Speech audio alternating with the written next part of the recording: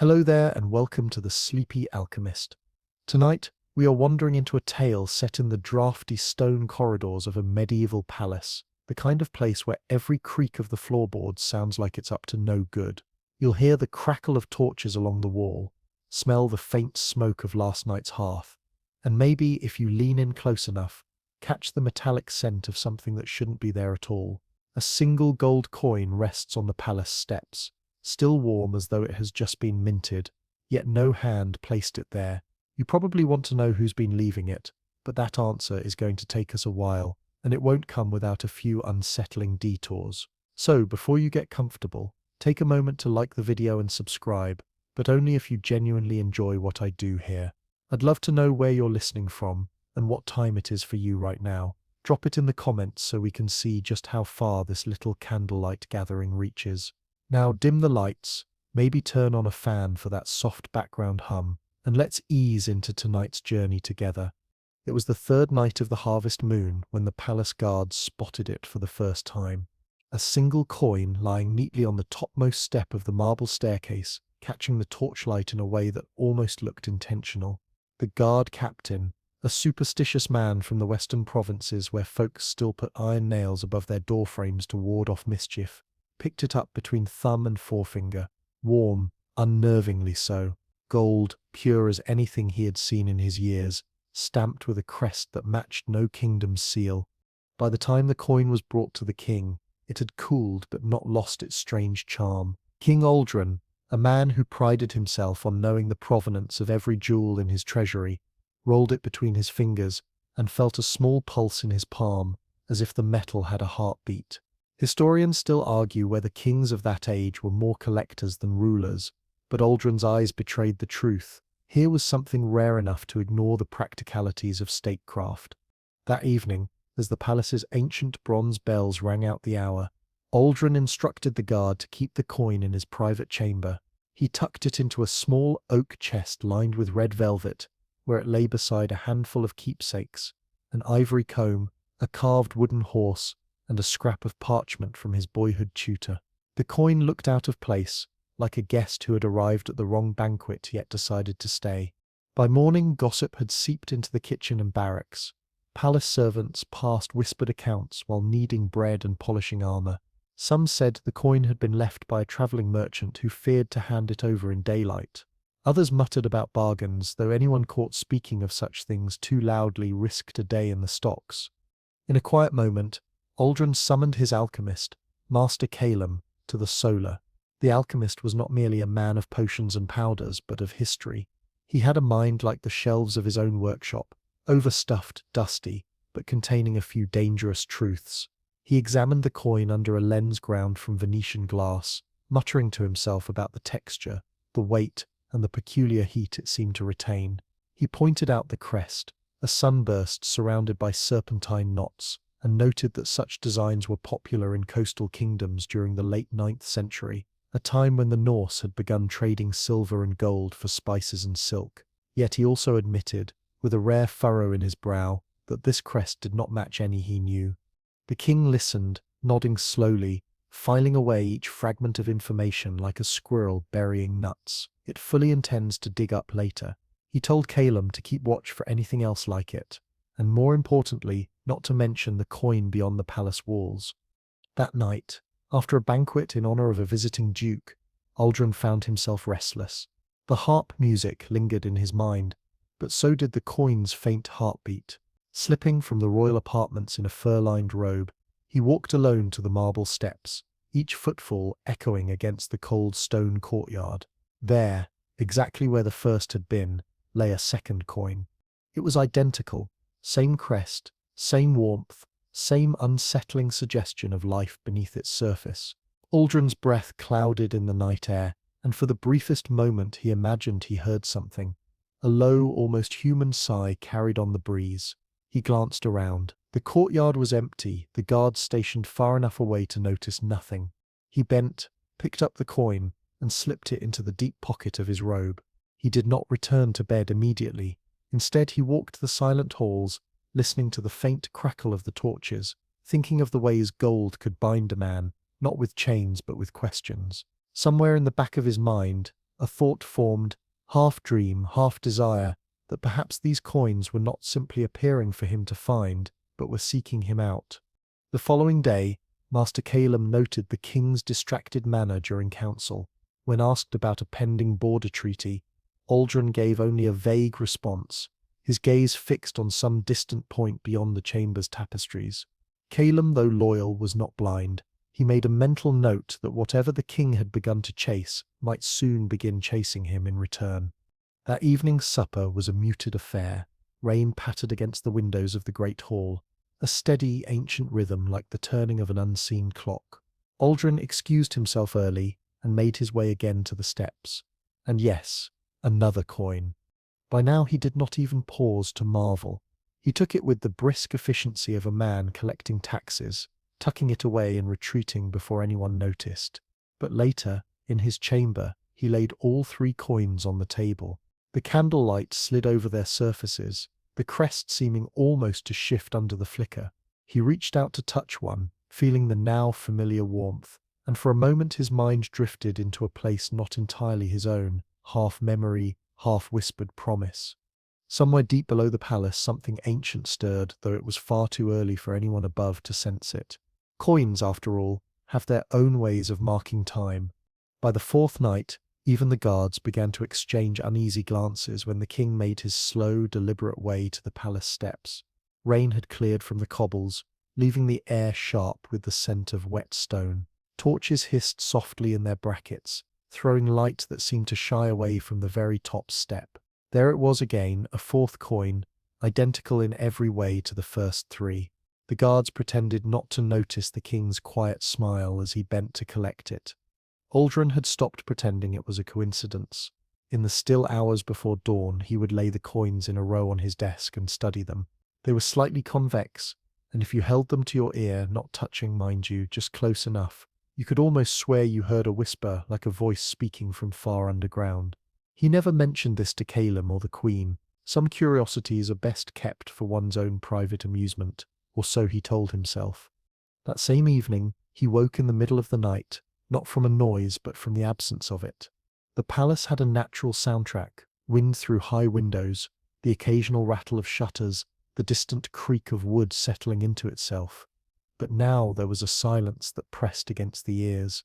Aldrin rose, padded to the table where the coins lay, and found them warm again as if recently handled. Historians still argue whether rulers in Aldrin's era truly believed in omens or simply played to the superstitions of their subjects.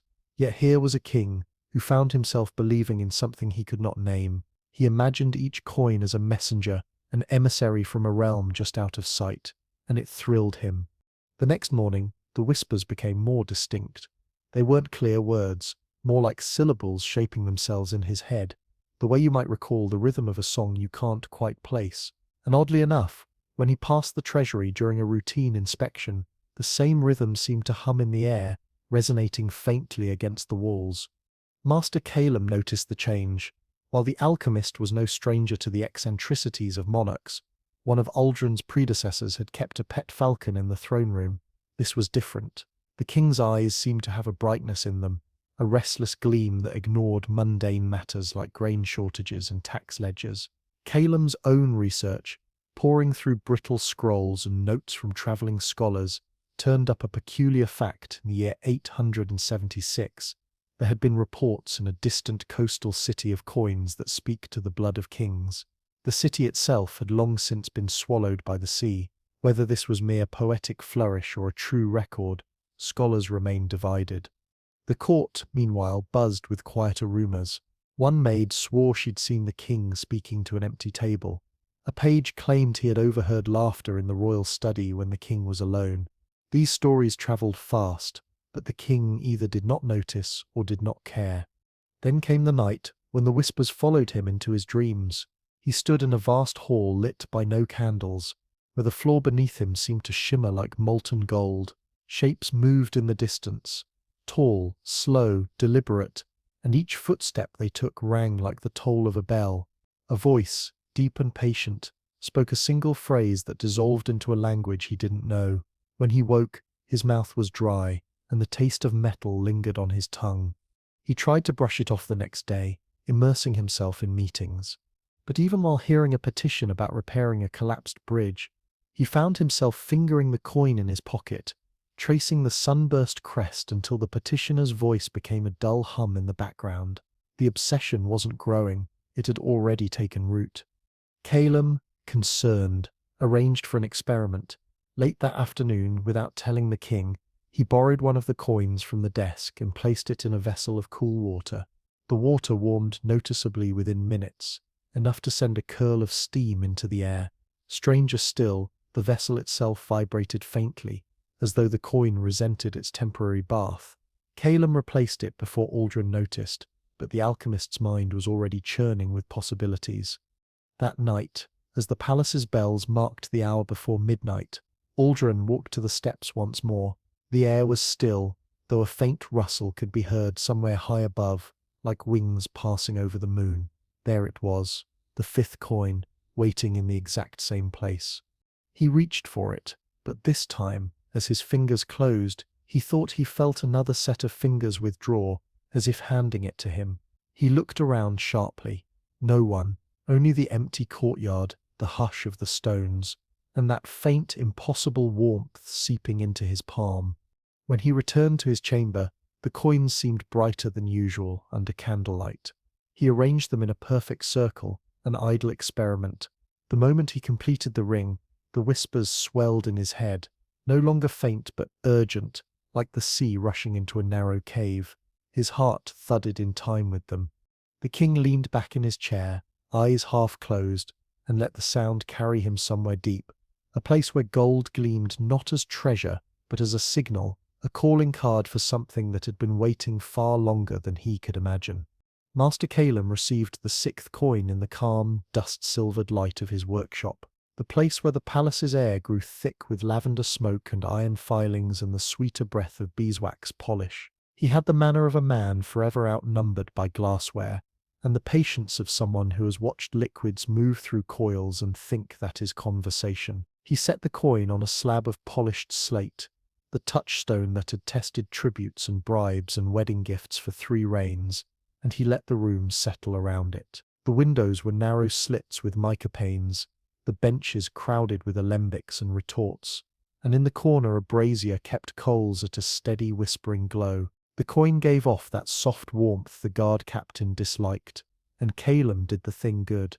Alchemists always do first, nothing at all. He watched, he listened. In the absence of movement, you learn who wants to move first. He took notes in a tight little hand, recording weight, diameter, and the crest like a sun tangled in dragons. The touchstone test came next, a slow firm draw of the coin against the slate, leaving a rich yellow streak that made the old man's eyebrows lift. True gold, and unusually pure, gold that clean is stubborn in the face of reagents. In later centuries, people would splash nitric acid and talk smart about aqua fortis, but in Calum's world the more patient test was still the norm. Vinegar, salt, green vitriol, each placed on neighbouring streaks, each failing to dull the colour by much. He noted that too, with a small sigh that said he admired the coin even as he disliked it. Aldrin hovered with the pretense of a casual visitor, that manner rulers assume when they want to seem above wanting. Calum, who had taught him letters as a prince, saw through it easily. He showed the king the streaks, the way honest gold refuses to darken, the way it drinks light rather than reflecting it harshly. A mainstream historian could step in here with a reminder that medieval mints used touchstones very like this to keep their coinage from wandering into fraud, and they would be right. The technique goes back to the Romans, and further, a habit older than most kings. There is comfort in continuity, but the coin did not feel like comfort. It felt like a guest who arrives knowing all your names. The whispers were not loud in the workshop. They were simply present, like the faint tinnitus of a shell held to one's ear. Calum pretended not to hear them while he did a density test, dropping the coin into a small glass cup of water, set on a scale, logging the displacement with an abacus bead precision that made Aldrin's patience fray. The numbers were exactly where fine gold should land. No alloys, no tricks. Only the warmth, the crest, the sense that a breath waited just under the metal's skin. He set the coin on a sheet of vellum, powdered with charcoal to take an impression. He rubbed it gently to lift detail, and leaned close to trace the knotwork. The rim was not perfectly round. It had a purposeful wobble, little hollows that, when shaded, hinted at letters not of their alphabet. Kellum compared the impression to old sketches in his folios, scraps he had copied decades ago from travellers in monasteries and ports where stories congeal like tar on piers. One page showed sigils from the far north, another from islands where monks scribbled with knives more than pens. None matched. He made another note and placed it beside the one from Section 1, the observation about Venetian glass lenses, another set of borrowed eyes for an aging scholar. He spoke to the king without turning, the way a teacher addresses the boy still pretending he did not break the window. His words moved carefully around the hard idea that was forming. Ancient bindings, he said, do not always look like chains. Sometimes they look like gifts that ask to be counted. He had seen patterns like this in chronicles that preferred allegory to confession. Roman legions once offered coins at springs before a campaign, a neat mainstream fact to soothe a nervous monarch. But there were older rumors too, hoards laid in circles to keep something sleeping, not to keep thieves away. Historians still argue whether those buried treasures were emergency savings or offerings to river spirits, and it is a pleasant, tidy argument until one watch a coin heat a bowl of water as if enjoying the bath. Aldrin disliked the tone of warning even when it arrived padded with courtesy. He asked for possibility dressed as reassurance, and received possibility dressed in caution instead. Kellum's hands, steady as oil lamps in a still chapel, tied the coin into a linen pouch with a twist of red thread. He suggested, in that mild way that contains a plea, that the king might stop collecting the nightly gifts.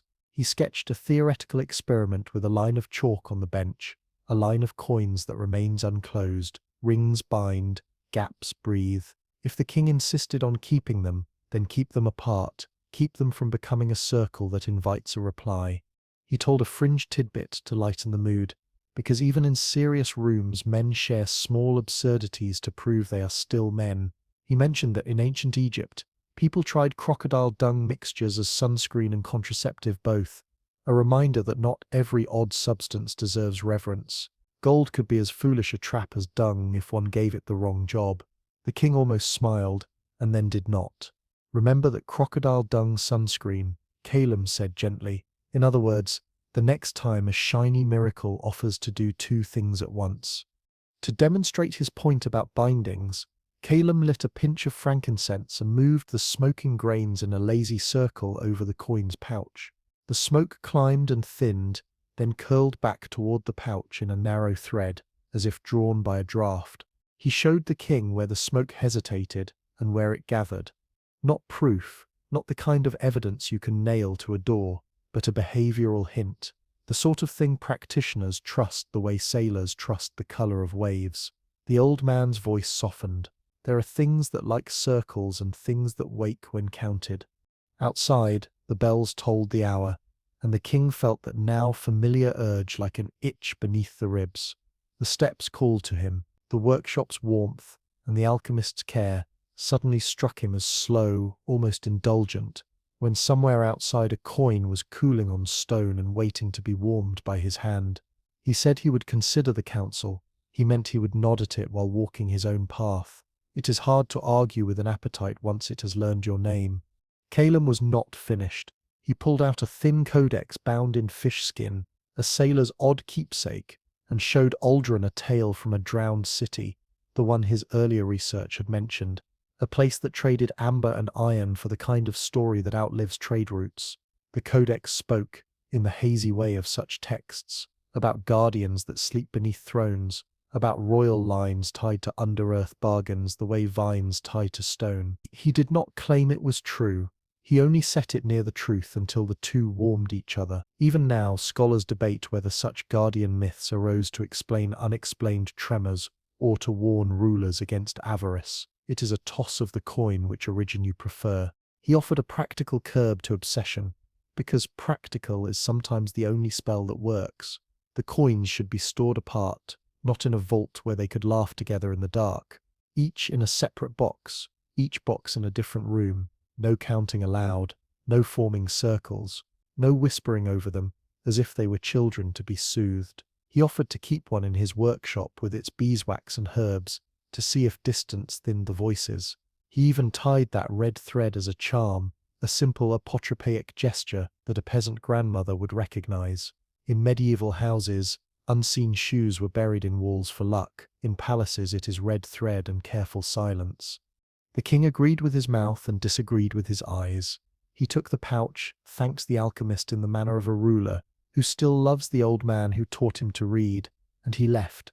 Calum watched him go with the certainty that the warning had been heard and misunderstood in equal measure. Then he placed a thin shard of obsidian beside his notes, a token from a scholar who swore stones could drink whispers, and he sat very still, listening to the brazier breathing. Somewhere above, on a step that had learned a new ritual, another coin waited. The order went out before dusk, crisp and ceremonial, the kind that looks decisive even when born of anxiety. The king wanted the steps watched through the night. No gaps, no excuses. The captain of the guard, whose superstition about iron nails had already met this story once, arranged a rotation of halberdiers and archers, posted 2 at the gate, 2 on the landing, and a runner with a sand glass to keep the hours honest. Medieval night watchers often cried out the time and the weather to reassure sleeping townsfolk, a habit older than most palace tapestries, and the captain briefly considered reviving the practice. Then he thought better of announcing to the courtyard that all was well when he suspected all was about to be anything but well. Historians still argue whether curfew bells were mostly about fire prevention or the softer art of social control, but here the bell felt like a countdown. None of them could hear ticking. Armor always makes too much noise in courtyards, so the men padded their straps and kept their cloaks loose. Torches hissed in sconces like animals with a secret. A draught passed down the steps and raised gooseflesh under wool.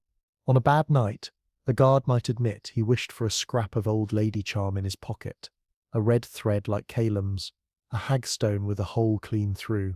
The youngest among them tucked a clove of garlic in his boot to keep blisters away, and while he was at it, any uninvited attention. Quaint, yes, but soldiers have always made pacts with the small practical gods of footwear. They began to notice the odd things first. The flame nearest the top step leaned away from it, as if a breeze blew from the stone itself. The runner flipped the sand glass and watched the first trickle pause, a delicate bridge of grains refusing to fall until he breathed on the glass, and the flow resumed as if embarrassed. On the far side of the courtyard, the kennel hounds pushed their snouts against the bars and refused to look up the stairs.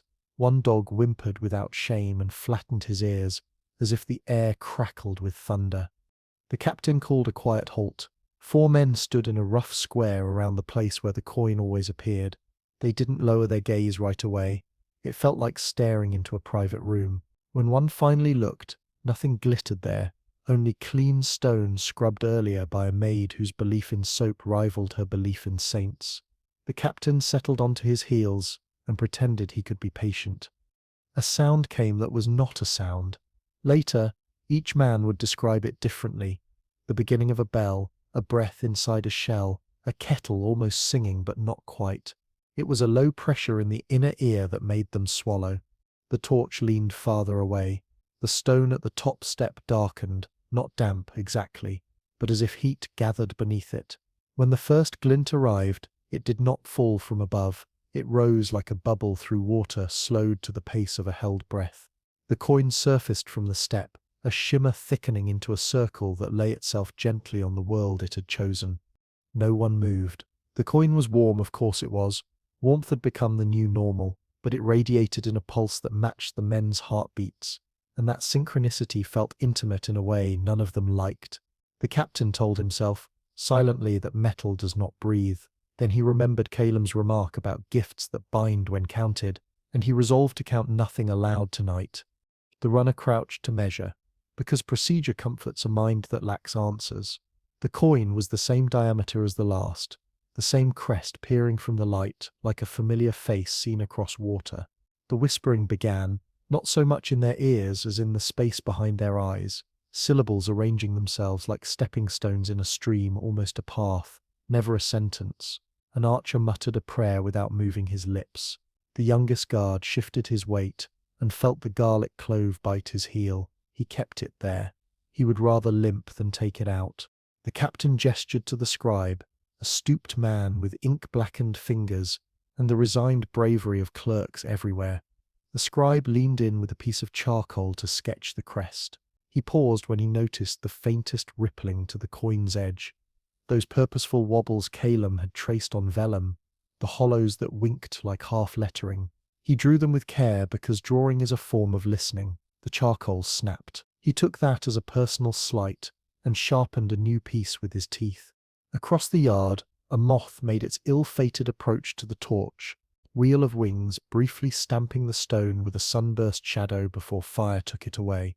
Fringe things flock to flame, and part of the human mind still catalogues omens, even when pretending not to. A stable boy watching from the arch wondered whether this counted as a sign, then scolded himself for thinking like an ant. Historians still argue whether medieval people were as superstitious as moderns imagine, or simply more honest about being human. To the boy, both options seemed true in the light that made everything look older than it was. From the city below came a distant chorus of closing shutters and the heavy hum of indoors being barred.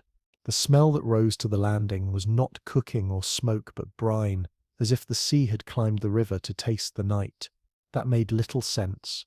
The coast was days away, and yet here was salt in the air where salt had no business. One guard had grown up near the docks and felt a sudden childish longing for nets and tar and the bored gull that used to stare at him as if judging his knots. Comfort is strange. It will reach for anything that reminds the body how to belong. They held their watch, and the coin cooled on the stone until the warmth chose a new home. The captain wrapped it in linen because Kellum had suggested linen, and because following one instruction makes you feel better about ignoring the others. He did not form a circle. He did not count aloud. He put the parcel in a cedar box and placed the box on a shelf where it could not touch its siblings. Then, because the order was to watch all night, they resumed their formation and dared the air to do that again. It did. Near the hour when bakers wake and cats begin their inscrutable circuits along walls, the second coin of the watch rose from the step with the same patient inevitability. The sand-glass balked again, the flame leaned again, the dogs pressed their faces into dark corners and pretended to be elsewhere. The captain, who considered himself a practical man, found himself thinking of that crocodile dung sunscreen Calum had joked about earlier, a reminder that not everything ancient is wise, and not every recipe deserves a second try. It helped to remember that history is full of confident mistakes. It keeps the present's mistakes company. Between appearances, the guards tested the space like children testing a forbidden room. They held iron nails above the step and felt nothing. They sprinkled a few grains of salt and saw them sink, slowly, as if picked up by thirst. The scribe laid a palm flat on the stone and reported a tremor, the sort a cat feels before a storm. The captain did not like that. He did not like the way the step behaved as if it had a pulse separate from the palace. He had marched under earthquakes and knew how a ground can talk back. This felt more like a whisper through wood, a house telling you that it remembers everyone who ever leaned against it. He sent the runner to inform the king, knowing full well which feet would arrive first. The king came in his cloak, hair unbraided, eyes with that new brightness that looked like sleeplessness pretending to be clarity. He accepted the cedar box with the first coin of the night, and reached for the linen around the second like a man picking up the next page of a story he already loves. The captain noted, without satisfaction, that the king did not ask how the coins had arrived. He asked only how many. The captain did not answer. He named nothing. He said they were being kept separate. That was true for the boxes if not for the man who wanted them. The last hour before dawn is the slipperiest. The sky forgets what it promised to do, and people remember things they meant to forget. A third coin rose just as the eastern clouds went the colour of old bruised peaches. The captain felt the courtyard tilt in his mind as if steps were a ship's deck, and the palace a hull above something deep. He pressed his fingertips to the cold carved rail and steadied himself. Far away, bells muttered morning. The moth-smudged torch went out with a soft complaint. By sunrise, the men looked as if they had not moved, and also as if they had been walking all night. That is the trick of a vigil. The body holds still, and the mind does the travelling. They stacked their observations in the captain's report, until the parchment felt heavier than it should. The king took the boxes, expressed the appropriate gratitude like a liturgy, and dismissed the watch. The captain waited until the corridor emptied to lean his helmet against his hip and release a breath he had been holding for hours. The step behind him shone innocent, scrubbed and ordinary, ready to greet courtiers with early business and pages with late messages. If a visitor arrived, they would say how lovely the stone looked in morning light. They would not notice the way the torch on the left refused to face it.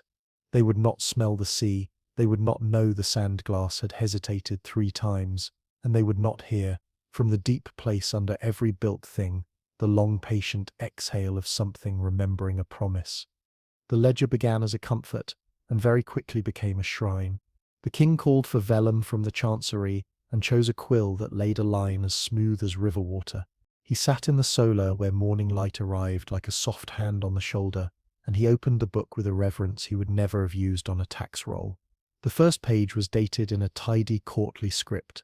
The kind scribes learn with their backs straight and their elbows off the desk. He listed the coins by night, by hour, by the precise place each had touched his palm, weight, colour, brightness under candle, brightness in shade, warmth measured by a servant, timing, how long it took the coin to cool against a pewter plate. He added an entry for what the whispers felt like in his head, a little scale from silence to surf. The first pages looked like science. After that, they read like hunger that had found stationery. He numbered the boxes as Calum had requested, and had them carried to separate rooms, a compromise that pleased the alchemist while failing to satisfy the coins. Box 1 went to a chest at the foot of the bed, Box 2 to a shelf behind a curtain in the chapel, Box 3 to a cabinet in the library that smelled like winter apples and paste. He told himself that separation meant safety, while his hands learned the paths between these rooms by heart. He never formed a circle, at least not with metal. He formed it with footsteps. On the second folio, he drew the crest from memory, and was annoyed that his hand could not capture the exact intelligence of the design. The sunburst in his drawing looked like a star cut by a sleepy child. He tore the page out, which caused a clerkly wince from the far table, and began again with patience that would have impressed his boyhood tutor. This time, the serpentine knots took on a sly accuracy. He shaded the purposeful wobble of the rim, marked the tiny hollows that suggested letters from a language that disliked being seen. In the margin, he wrote a reminder to ask Kellum about scripts that pretend to be ornament. He wrote the dreams down too, and that was the part that made the book feel like a secret he was keeping from himself. He recorded the floor that gleamed like molten gold, the slow footfalls that rang like bells, the voice that spoke one phrase and then melted back into syllables. He added a column for sensory strays, little details that might matter later, the way a hunter records wind direction, taste of metal on waking, thread of brine in an inland night, a trick of silence that felt like the palace had stopped breathing to hear better. He noted these with a care that would have made a ledger smile. A mainstream historical fact can slide gently in here and make itself useful. Medieval rulers did keep personal books apart from official records. Small volumes for omens, dreams, and portents, sometimes tucked beside a book of hours so that piety and curiosity could share a shelf. The king had seen such volumes on the journeys of his youth and had laughed then, young enough to think the world made sense without instruction. Now he found his own hand copying that habit with the humility of someone who has begun to suspect that pattern can be a lifeline. Historians still argue whether those dream books guided policy or merely offered comfort to men who already knew what they wanted to do. The distinction can be thin when desire wears a robe that resembles reason.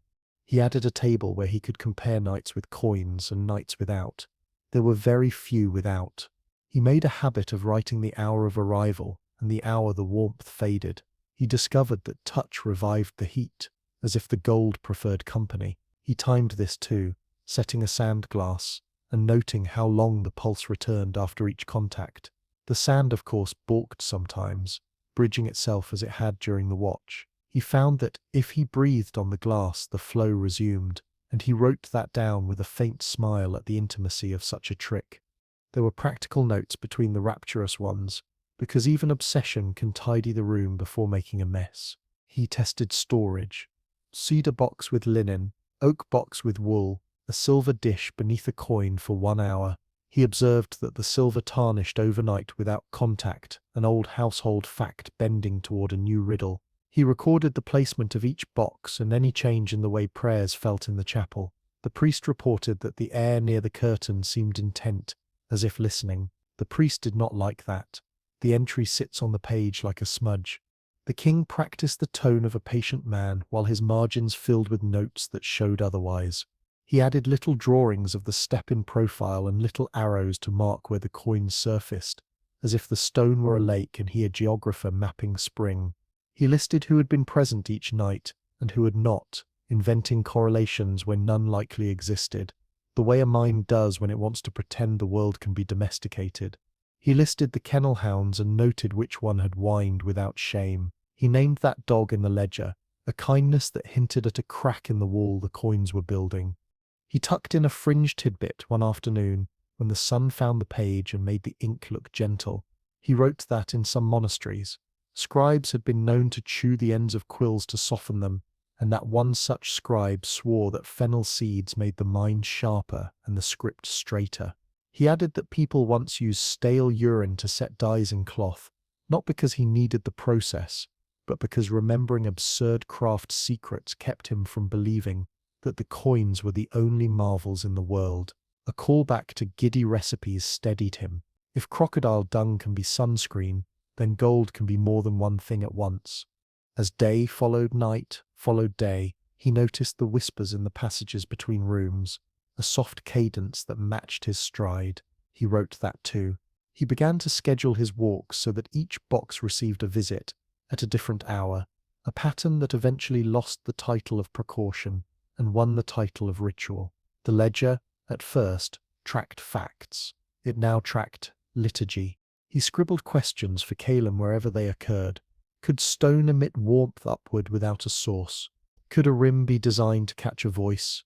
What language hides in knots? He left space for answers, and then stole that space back to list the next night's visions. In one, the hall without candles elongated until it became a corridor of columns shaped like stacked coins. In another, he stood knee-deep in a river that ran backward toward a dark mouth under the palace. He woke with river cold in his bones, and after the strange habit of a man who wants to be gentle with his terror, he wrote that the water had smelled not of rot but of iron and old fruit skins. The queen appeared only as a reminder at the edge of a page, a note to attend supper, to visit the nursery of the cousin who had arrived with news of a safe birth. He attended some of these and memorialized them with a tick, as if ticking could compensate for absence the following day. He copied a proverb about kings who forget the calendar of their people, and then underlined the part about spring planting twice. He kept the pages neat, and the duties less so. On a clear evening, he carried the ledger to the balcony and wrote with the dusk in his hand. He added a mainstream fact about tally sticks, those notched pieces of wood used by royal exchequers to track debts, and he smiled at the thought that even wood could carry numbers safely without ink. Historians still argue whether that system reduced fraud or merely created a class of clerks very good at hiding it. He wrote that line and laughed in a sleepy way that held no real mirth. His own tally was not a matter of debt and credit. It was an attendance sheet for a presence that refused to give a name. He tried a fast that night, just to see if hunger narrowed the whispers. He ate nothing after noon, drank only watered wine, and found that the voices became clearer toward midnight, not softer. He wrote that down and drew a small skull beside the note, not as a threat to himself, but as a medieval margin flourish, the little memento mori that artists slip in to remind the hand that writes who will one day stop writing. The skull wore a crown in his doodle. He tore that page out and copied the data to a fresh sheet without the sketch. He told himself this was a gesture toward dignity. By the week's end, the ledger had grown heavy in the hand. He could feel the weight of the nights as surely as he felt the weight of the coins. He stacked the book with the other volumes in the solar, and then, later, moved it to the bedside table, and then, later still, rested it on his chest as he drowsed, as if the closeness would help him catch a word that kept refusing to be born. The pages smelled of iron gall and a little of frankincense, a perfume imported from the alchemist as brazier. Somewhere below, In the rooms where he had ordered separation, the coins dreamed their own dreams of circles. Outside the palace, the city prepared for the great harvest festival, banners coming out of trunks, drums tuned, street ovens, repaired for night bread. He wrote that down without lifting his head. A note to appear on the balcony at the second hour of evening. A promise written in a tidy hand on a page that already knew it might not be kept. The harvest festival had always been the kingdom's most reliable joy. Even in lean years, the city found a way to hang garlands from windows, spread bright cloth over market stalls, and fill the air with the smell of roasting chestnuts and honeyed figs. Merchants came in from villages with carts that rattled like tambourines, and minstrels lined the main street to pluck and sing until their fingers numbed. Historically, such festivals served more than merriment. They were a monarch's moment to stand in the open air, to be seen, to make the people believe in the continuity of the crown. Historians still argue whether these events genuinely strengthened loyalty or merely distracted the crowd long enough to collect taxes without complaint. King Aldrin had never missed one. As a prince, he had ridden through the festival parade with ribbons in his hair and a sugar-dusted pastry in hand. As a young king, he had lifted mugs with the guildmasters and watched the wrestling matches from the dais. But this year, the festival came and found him elsewhere, physically in the palace. Yes, but leaning toward the coins in thought, the way a plant leans toward a narrow strip of light. The morning of the first day, the queen entered his chamber with a garment draped over her arm, the ceremonial cloak embroidered with the crest of the realm. The gold thread caught the sun, a rival to the coins for brightness. She spoke of the carriage being ready, of the heralds already rehearsing their proclamations. Aldrin glanced at the cloak, then at the open ledger on his desk, then at the small cedar box that had arrived before dawn. His answer was a mild, distracted murmur that the queen recognized for what it was, a dismissal wrapped in courtesy.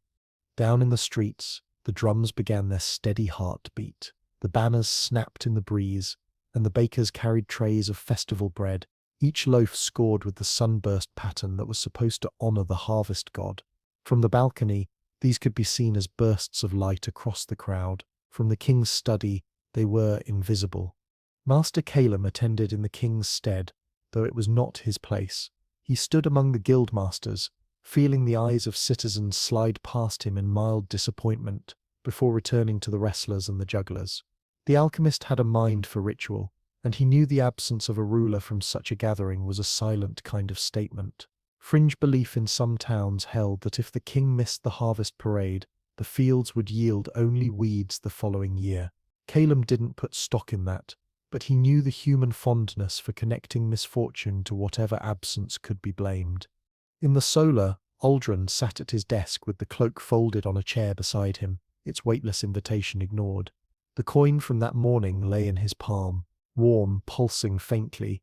It seemed to hum against his skin in a way that braided perfectly with the faint echoes from the other rooms where its siblings rested. He rolled it between thumb and forefinger, feeling each purposeful notch in the rim. The whispers were no longer confined to night. They came in brief flares throughout the day, like distant bells sounding in fog. He told himself he would join the procession later, perhaps in time for the lighting of the great bonfire in the square, but when the herald's horn sounded from below, announcing the start, he remained seated, quill in hand, adding another page to the ledger. He wrote about the coin's arrival time, about the strange sense that his chamber air was denser this morning, about a dream that had left him with the taste of pomegranate seeds and salt water on waking. Outside, the bonfire crackled to life. A mainstream fact drifted, uninvited, into the king's mind. Bonfires had long been part of harvest celebrations across Europe, not merely for light or warmth, but as ritual offerings, their smoke intended to rise as a gift to whatever forces governed the weather. He imagined the smoke curling upward, carrying with it the laughter of the crowd, the music, the scents of bread and cider, all the pieces of life he was increasingly treating as footnotes. The queen appeared once more in the doorway, the faintest frustration beneath her voice. She spoke of the guildmaster's confusion, of the people craning their necks for a glimpse of him. Aldrin nodded, promised to make an appearance the following day, and returned to his writing before she finished speaking. Meanwhile, in the streets, The festival dancers spun in patterns said to mimic the cycles of planting and harvest. Musicians played old tunes whose origins no one remembered, but everyone claimed to know. The blacksmiths demonstrated their skill by striking white-hot metal into tools while the crowd cheered. Callum noticed the sun dipping lower, and the shadows lengthening like the fingers of something reaching up from the earth. Back in the palace, Aldrin placed the coin into a box lined with velvet and lingered over it longer than necessary, fingertips resting on the wood. He thought of the watch from nights before, of coins rising from the step as if delivered by a hand he could not see. The urge to visit the steps before the next one arrived itched in him like a fresh wound. By evening's end, the festival's first day closed with fireworks, small bursts of light over the square, accompanied by the oohs and ahs of the crowd. The king heard them distantly, muffled by the palace walls, and made no move to rise. Instead, he noted the hour in his ledger, marking when the sounds reached him and when they faded. Calum returned late, smelling faintly of wood smoke and spiced wine. He did not go directly to his quarters. Instead, he paused in the king's study to deliver a brief account. The crowds were pleased, the harvest looked promising, and the absence was noted. Aldrin responded with a vague question about whether the festival had ended on time, as though timing were the sole relevant detail. The alchemist's eyes flicked to the ledger and the boxes. He said nothing of his concern, only mentioned that the festival's bonfire had leaned strangely in the wind, as if bowing toward the palace. The king made a note of that too, in the same neat script as his other observations. In the city below, the last embers of the bonfire glowed like coins scattered across the square. The crowd drifted home, full of bread and stories. In the palace, a different fire burned, a small pulsing heat that fit neatly into the king's hand, promising more nights of counting. The vault was never meant for anything so restless. Built 2 generations earlier, it had been carved directly into the bedrock beneath the palace, a chamber of cool air and constant shadows, where gold bars lay in quiet stacks and ceremonial jewels slept in their velvet trays. The iron-banded door, engraved with the royal crest, was a symbol as much as a safeguard. In the old chronicles, kings would descend to their vaults with witnesses to prove that the wealth of the crown remained intact. Historians still argue whether this practice reassured the people or simply reassured the king. Aldrin decided the coins would be safer here than scattered across the palace in separate boxes.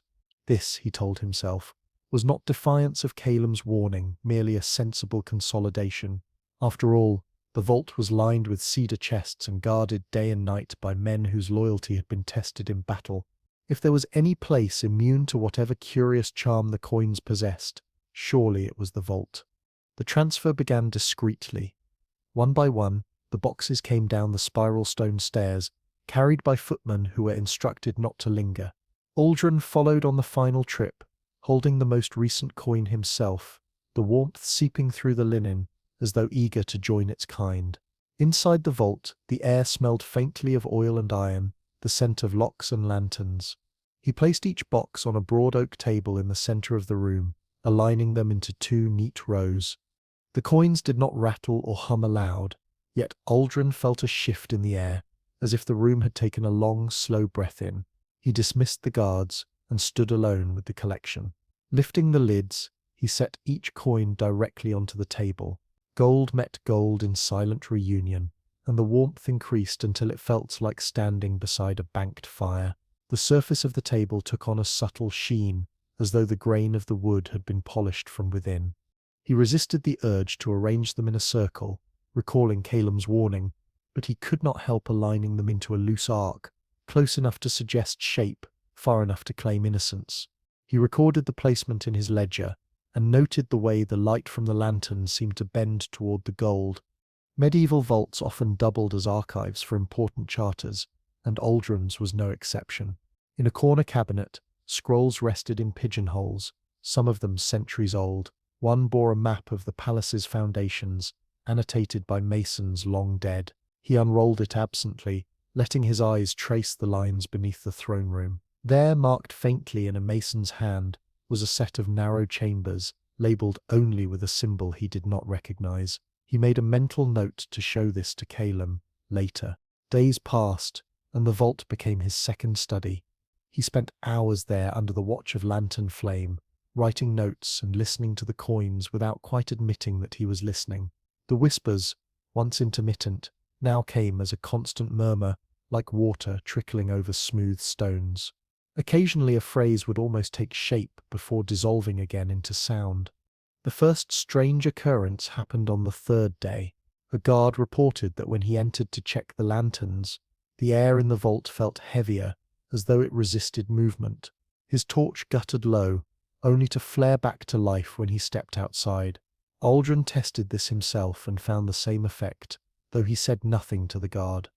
By the end of the week, there were more coins, so many that they no longer fit in the original ark.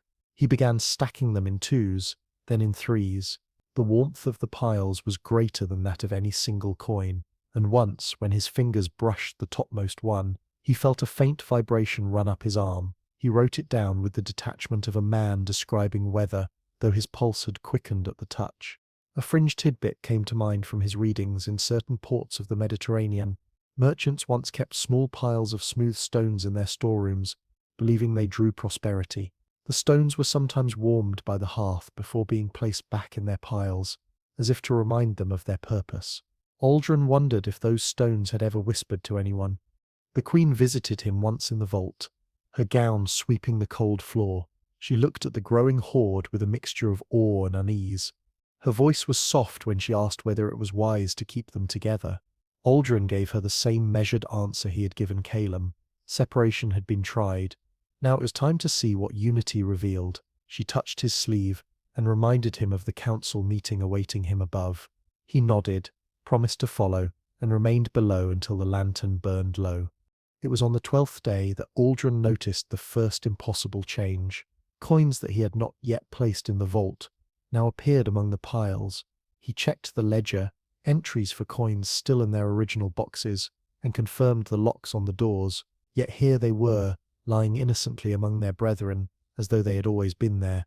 Calum confronted him that evening, having discovered 2 empty boxes where coins should have been. The king dismissed it as a misplacement by the servants, though both men knew that no servant had touched those boxes. The alchemist's frown was a map of unspoken thoughts. He repeated his warning about bindings, about the danger of forming shapes that draw attention. Aldrin countered with the claim that he had not made a circle, and Calum countered with the quieter truth that proximity alone can be a shape. That night, Aldrin descended alone. The coins seemed to glow faintly without lantern light, their surfaces catching and releasing a shimmer like moonlit water. He placed his hands on either side of the piles, not touching, just close enough to feel the heat radiating outward. The whispers swelled until they were almost words, and in that moment he felt an unmistakable sense of approval, as though something unseen had noted his efforts and was pleased. When he left, the vault door closed behind him with a finality that felt different from the sound of iron on stone. It sounded like a lock clicking into place from the other side. By the middle of the month, the servants had begun their own quiet census, not of the coins, but of the shadows. It started with the maids, who polished the great hall in the early mornings. They swore that sometimes, when the light slanted through the high windows, there were extra shapes in the room. Not people, exactly, more like stains of dusk that moved as though they had their own errands. One girl claimed she had seen a tall, thin shadow standing beside the throne when no one else was present. It had the outline of a man, but the wrong sort of stillness, as if it were listening rather than waiting. The hall was a place of ceremony, lined with banners heavy from years of dust and dye. A pair of guards stood watch at all hours, spears upright, eyes forward. They began to notice it too, the way the space between the torches seemed to deepen at night, swallowing lighter than it should. Torches had been hung in those sconces for decades without complaint. Now the flames sometimes bent away, guttering as though pushed by a breath from the stone itself. Aldrin heard these reports with the air of a man humouring superstitions. In truth, he had noticed something similar during his late walks. The great hall at night was rarely empty in his mind, always filled with the echo of processions past, the memory of voices rising to greet him. But lately that echo felt different. It did not recede when he entered. It seemed to press closer, a tide turning toward the shore. Historians still argue whether medieval courtiers truly believed in hauntings, or simply indulged them as part of palace culture. Either way, a good haunting was treated like a leaky roof, inconvenient, but something to live with if repairs were too troublesome. Aldrin, however, sensed there was no repair for this. The warmth of the coins seemed to have crept beyond the vault, into the stones of the throne dais, into the air of the hall. One evening, as he crossed the hall to reach the council chamber, he paused by the throne.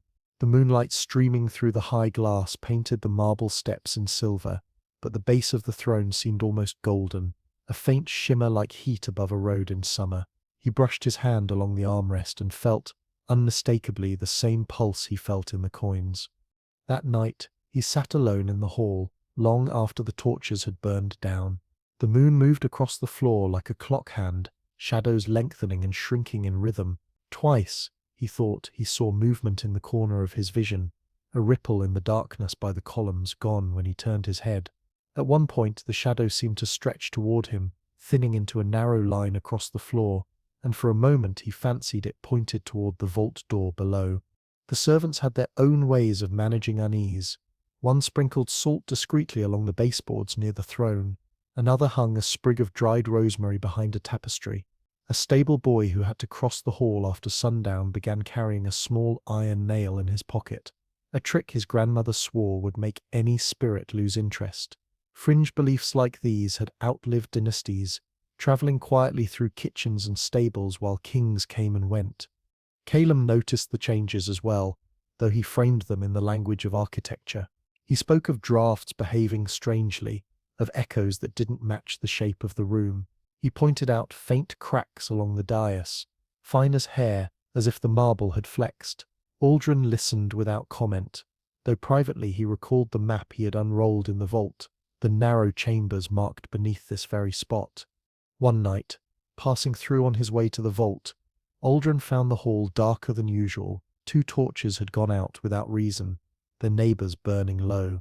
In the dimness he caught sight of something standing directly behind the throne. It was taller than a man, but its outline was fluid, shifting like ink in water. He froze, not from fear, but from the certainty that it was aware of him. The pulse from the coins below seemed to echo in his chest.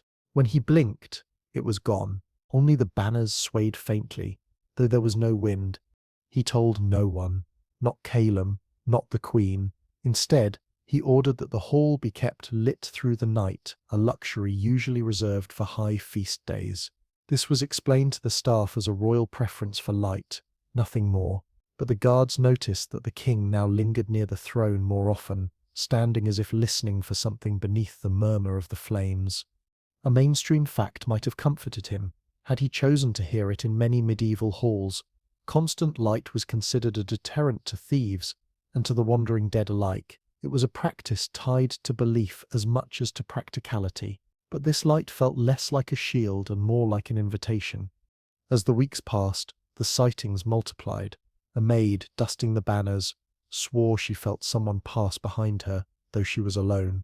A court musician, practicing, after hours dropped his lute when he saw a shadow detach itself from a column and glide across the room. Even the captain of the guard admitted, with some reluctance, that he preferred his post in the courtyard to the throne room after dark. Aldrin began to sense a pattern. The shadows were strongest in the hours before dawn, the same hours the coins most often appeared. It was as if whatever force delivered the gold also sent its heralds into the hall, gathering near the throne as though waiting for instructions. He noted this in the ledger, drawing a thin line between the words vault and hall as if connecting points on a map. The night before the winter solstice, he stayed in the hall until the first light touched the windows. The shadows came and went in waves, some tall and narrow, others low and wide, all moving with a purpose he could not name. When the sun finally reached the dais, they withdrew into the cracks between the stones, leaving the hall as empty as any other morning. Aldrin stood alone before the throne, his hand resting on the armrest, feeling the faint pulse beneath the marble. He did not yet know what was moving below the palace, but he knew it was no longer confined to the coins. Master Calum had lived long enough in the palace to know that the building itself kept memories better than its inhabitants.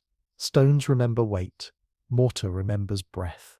One rain-heavy afternoon, While the king brooded near the dais and the servants traded rumors like buttons, the alchemist retreated to his workshop to follow a quiet itch in his mind. He pulled from a cabinet a set of vellum folios stitched in rawhide, an old survey of the palace compiled by masons when Aldrin's grandfather replaced the kitchens and shaved a corner off the great hall to square it with the new courtyard. Caleb knew these drawings the way a shepherd knows the habits of a hillside.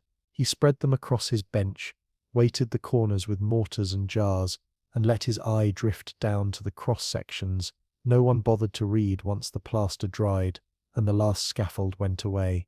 There it was, thin as a hair. A void drawn beneath the throne dais, not the narrow crawl space every hall requires for repairs, but a deliberate corridor leading to a chamber marked only with a symbol, a ring of rays knotted in on themselves, similar in temperament to the sunburst on the coins, older in its waywardness.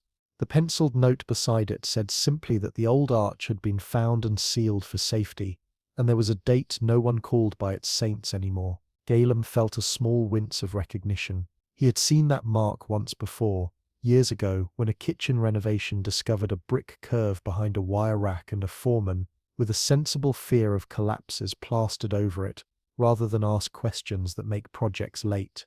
He took the map the king had unrolled in the vault and laid it beside the survey. The lines did not match exactly. They sang harmony, not unison. Two different masons, two different generations, describing the same patient shape under the palace. The alchemist ran a nail along the indicated path from the hall to the hidden chamber, past a relief of rooms now used as coal stores and linen coolers. He muttered an apology to no one in particular for the years he had allowed memory to file this under quaint oddities instead of important features. Historians still argue whether the oldest undercrofts and passages in medieval palaces were built for escape, for storage, or for ritual, and their arguments sound persuasive until you set a hand on a damp stone that continues farther than your torch can reason with. Callum did not need a monograph to tell him that people had a habit, in every age, of tucking their terrors and treasures just below where they ate. Romans ran their hypocaust heat beneath fine dining rooms, monasteries stored their ale under prayer, and merchants curled into their cellars during raids to wait until anger passed. A mainstream fact fit the palm nicely here. Masons' marks, those little signatures carved as proof of work and pride, still show up on stones. No clerk has listed for centuries. He had seen them in the Undercroft before. He suspected he would see them again if he went looking. He did what cautious men do when a thread presents itself. He followed it. Lantern in one hand, a small pry bar under his belt, he took the back corridors past the scullery, where steam coated the ceiling, and turned, as if by accident, toward the old wine passage. Some doors open more easily for men who look as if they are going to mend something. A pantry boy peered at him, decided an old man with a lamp never meant trouble, and looked away. The alchemist slipped into a narrow passage that smelled of stone dust and rosemary, the latter a hopeful sprig a maid had tied to a nail to keep mice from getting too philosophical about bread. Behind a stack of broken shelves and a basket of three-legged stools, he found the place he remembered, a shallow curve in the plaster, a bulge the colour of almond paste, where the trowel had skimmed over a hidden arch. He tapped it with his knuckles and heard the change in the sound. The music masons learn as early as they learn to lift a hod. Hollow beyond, he felt for the seam, found the rough lip of old brick, and smiled without amusement. He did not break it then. He took the sensible course back to the king first. Noldrin had the map thoughts open like a second set of eyelids when Calum arrived. The alchemist laid the survey down beside the king's chart and guided his finger to the mismatched agreement. He spoke quietly, the way a man points at a distant fire without calling attention too soon.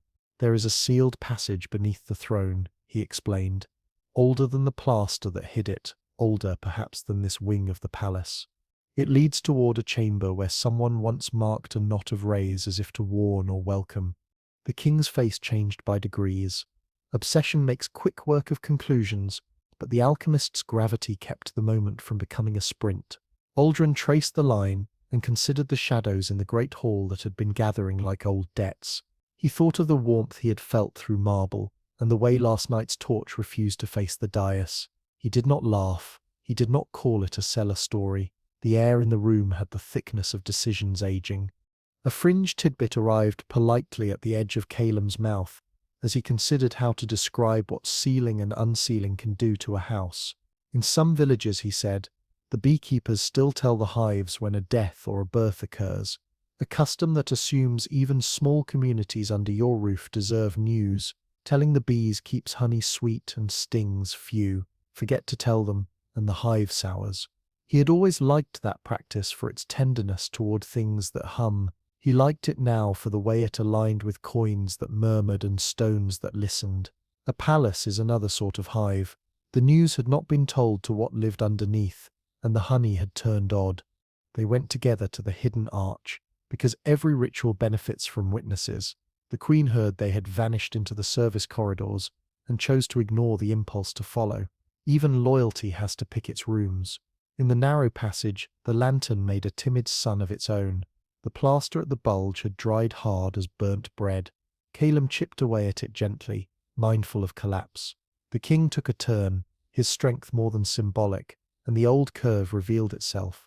Handmade bricks, laid by men who sang as they worked, and are now part of the roads their bricks once supported. Behind the arch was a door of fitted stone, the blocks smoothed by fingers generations old. Someone had mortared the cracks, but time is a pry bar all by itself. Calem cleaned a mason's mark with his sleeve. It was a simple triangle that showed up often in these walls, the calling card of a crew that had once been paid in grain and salt, and the certainty of meal on holy days. Below it, almost shy, was a scratched spiral that echoed the serpentine confusion on the coin's rims. The alchemist's throat went dry the way a scholar's does when a guess takes on the confidence of a fact. They did not open it that day. The king said he would have the captain post 2 men nearby without telling them why. Calem agreed to that discretion, though he added a second caution in the ledger later. Once a door is found, the house begins to imagine it open. He had seen it before when a forgotten stair was discovered, and within a week every draft told stories of footsteps. Historians still argue whether architecture shapes folklore or the other way around. Calem preferred to say that both listen to one another and repeat back whatever is most flattering. They sealed the hole they had made with temporary boards and a promise to return with more hands and less hurry. Even walking away, both men felt the pull at their backs, a sensation like leaving a kettle just as it starts to sing. The corridor seemed to lean toward them with a polite impatience. Above, the great hall awaited the next drift of shadow with a moonlit courtesy that made the banners shiver. Below, in the vault, coins warmed one another in stacks that had begun to look less like money and more like vertebrae. As they parted, each man carried his own version of the same thought. The king imagined a chamber beneath his throne that confirmed his private belief that the coins had chosen him, that something magnificent was waking to greet its rightful collector. The alchemist imagined a chamber the way a physician imagines an abscess under a scar, pressure waiting for a careless hand. He stopped in the kitchen to tell a jar of honey the news, not because he believed jars listen, but because rituals quiet the heart when facts refuse to be kind. Night arrived to find the boards over the arch settling into place with old wood creaks. The palace took a deeper breath. If anyone stood at the dais with a palm on the armrest, they would have felt that pulse again, the steady throb that travels up from stone to bone when foundations remember they were once caves. The sealed passage waited the way a closed eye waits for sleep to thin. The coins, warm as always, seemed happy with this arrangement, which was perhaps the clearest warning of all. The queen had been patient. For weeks she had tolerated Aldrin's absences from the festival, from meals, from the quiet moments at dusk when they used to walk the gardens together. She had smiled through the council's sidelong glances, defended him to visiting nobles who wondered aloud why the king's gaze seemed fixed on some horizon only he could see. But patience is a finite thing, even for queens. On a rain-heavy afternoon, she came to his solar. No attendants, no guards, just the steady swish of her skirts and the faint scent of rosemary from the sachet she always kept in her sleeve. Aldrin sat at his desk, the ledger open, a coin turning lazily between his fingers. He looked up, startled in the way of someone pulled from a dream, and she closed the door behind her. She didn't sit. Instead, she stood by the window where rain traced thin rivers down the glass, her posture the same one she used when mediating disputes between stubborn lords. Her voice was quiet but carried the weight of a speech she'd rehearsed. The coins were changing him, she said, not just his habits but the way he looked at the world. He no longer met her eyes the same way. His hands twitched toward his pockets as if seeking reassurance. She reminded him of the vows they'd made before the altar, not just to each other but to the realm, and she asked him, plainly, to stop collecting them. Aldrin tried to soften her concern with a smile, but it faltered under her steady gaze. He spoke of curiosity, of history, of the duty to investigate anything that touched the palace. He reminded her of the old chronicles of kings who ignored omens and paid dearly for it. Historians still argue whether such stories are warnings or propaganda, but to Aldrin they were evidence. The Queen countered with her own examples. She told him of a neighboring kingdom where a ruler had once become obsessed with a holy relic, neglecting harvest planning until famine forced him to sell the relic to feed his people. She spoke of the cost of obsession, of the loneliness it breeds. Her voice softened as she reminded him of their children's names, of the future they had imagined together before the first coin appeared. He promised too quickly that he would be careful. She stepped closer, resting her hand over his where it held the coin. It was warm as always, but her hand felt cooler still. For a moment they stood together like that, and Aldrin thought briefly of abandoning the ritual, of ordering the vault emptied and the coins buried in the deepest pit they could dig. But the pulse beneath his skin beat in time with the gold, and the thought slipped away like a dream upon waking. That night, she tried a different approach. She joined him for supper, asked about his day, and listened as he spoke, not of council matters, but of the latest arrival and the way its warmth had lingered longer than any before. She didn't interrupt, though her expression was that of someone watching a storm approach across the plain. Later, as they prepared for bed, she asked if she might see the vault. Aldrin hesitated. The vault was his sanctuary now, the place where the coins' voices were clearest, but he agreed, perhaps thinking that seeing them might still her worries. They descended together, the Queen's lamp casting a warm circle of light ahead of them. Inside the vault, the coins lay in their growing stacks, each one catching the lamplight like a captive sun. The air was heavy with their heat, and the Queen felt it immediately, an unnatural warmth in a room meant to be cool. She walked slowly around the table, her fingers hovering just above the gold. "They feel alive," she murmured, not as admiration but as unease. Aldrin watched her closely, searching her face for some sign of understanding. She shook her head. "This is not treasure. This is a chain, Aldrin. You can see it because you sit already wearing it." Her words landed harder than she knew. For a moment he almost told her about the shadows in the hall, about the sealed passage beneath the throne, about the map's strange markings. But he bit back the confession. She would only see danger where he saw purpose. A fringe tidbit came to his mind, one he had read in a merchant's account of the East, that some rulers once kept nightingales in gilded cages, not for their song, but for the way their silence could foretell storms. The birds sang only when the air was safe. Looking at the Queen now, he wondered if she was his nightingale, and if her silence had already ended. They left the vault in silence. That night, she did not lie close to him, and he found himself listening for the faint, impossible heartbeat of the coins, even through the stone floor.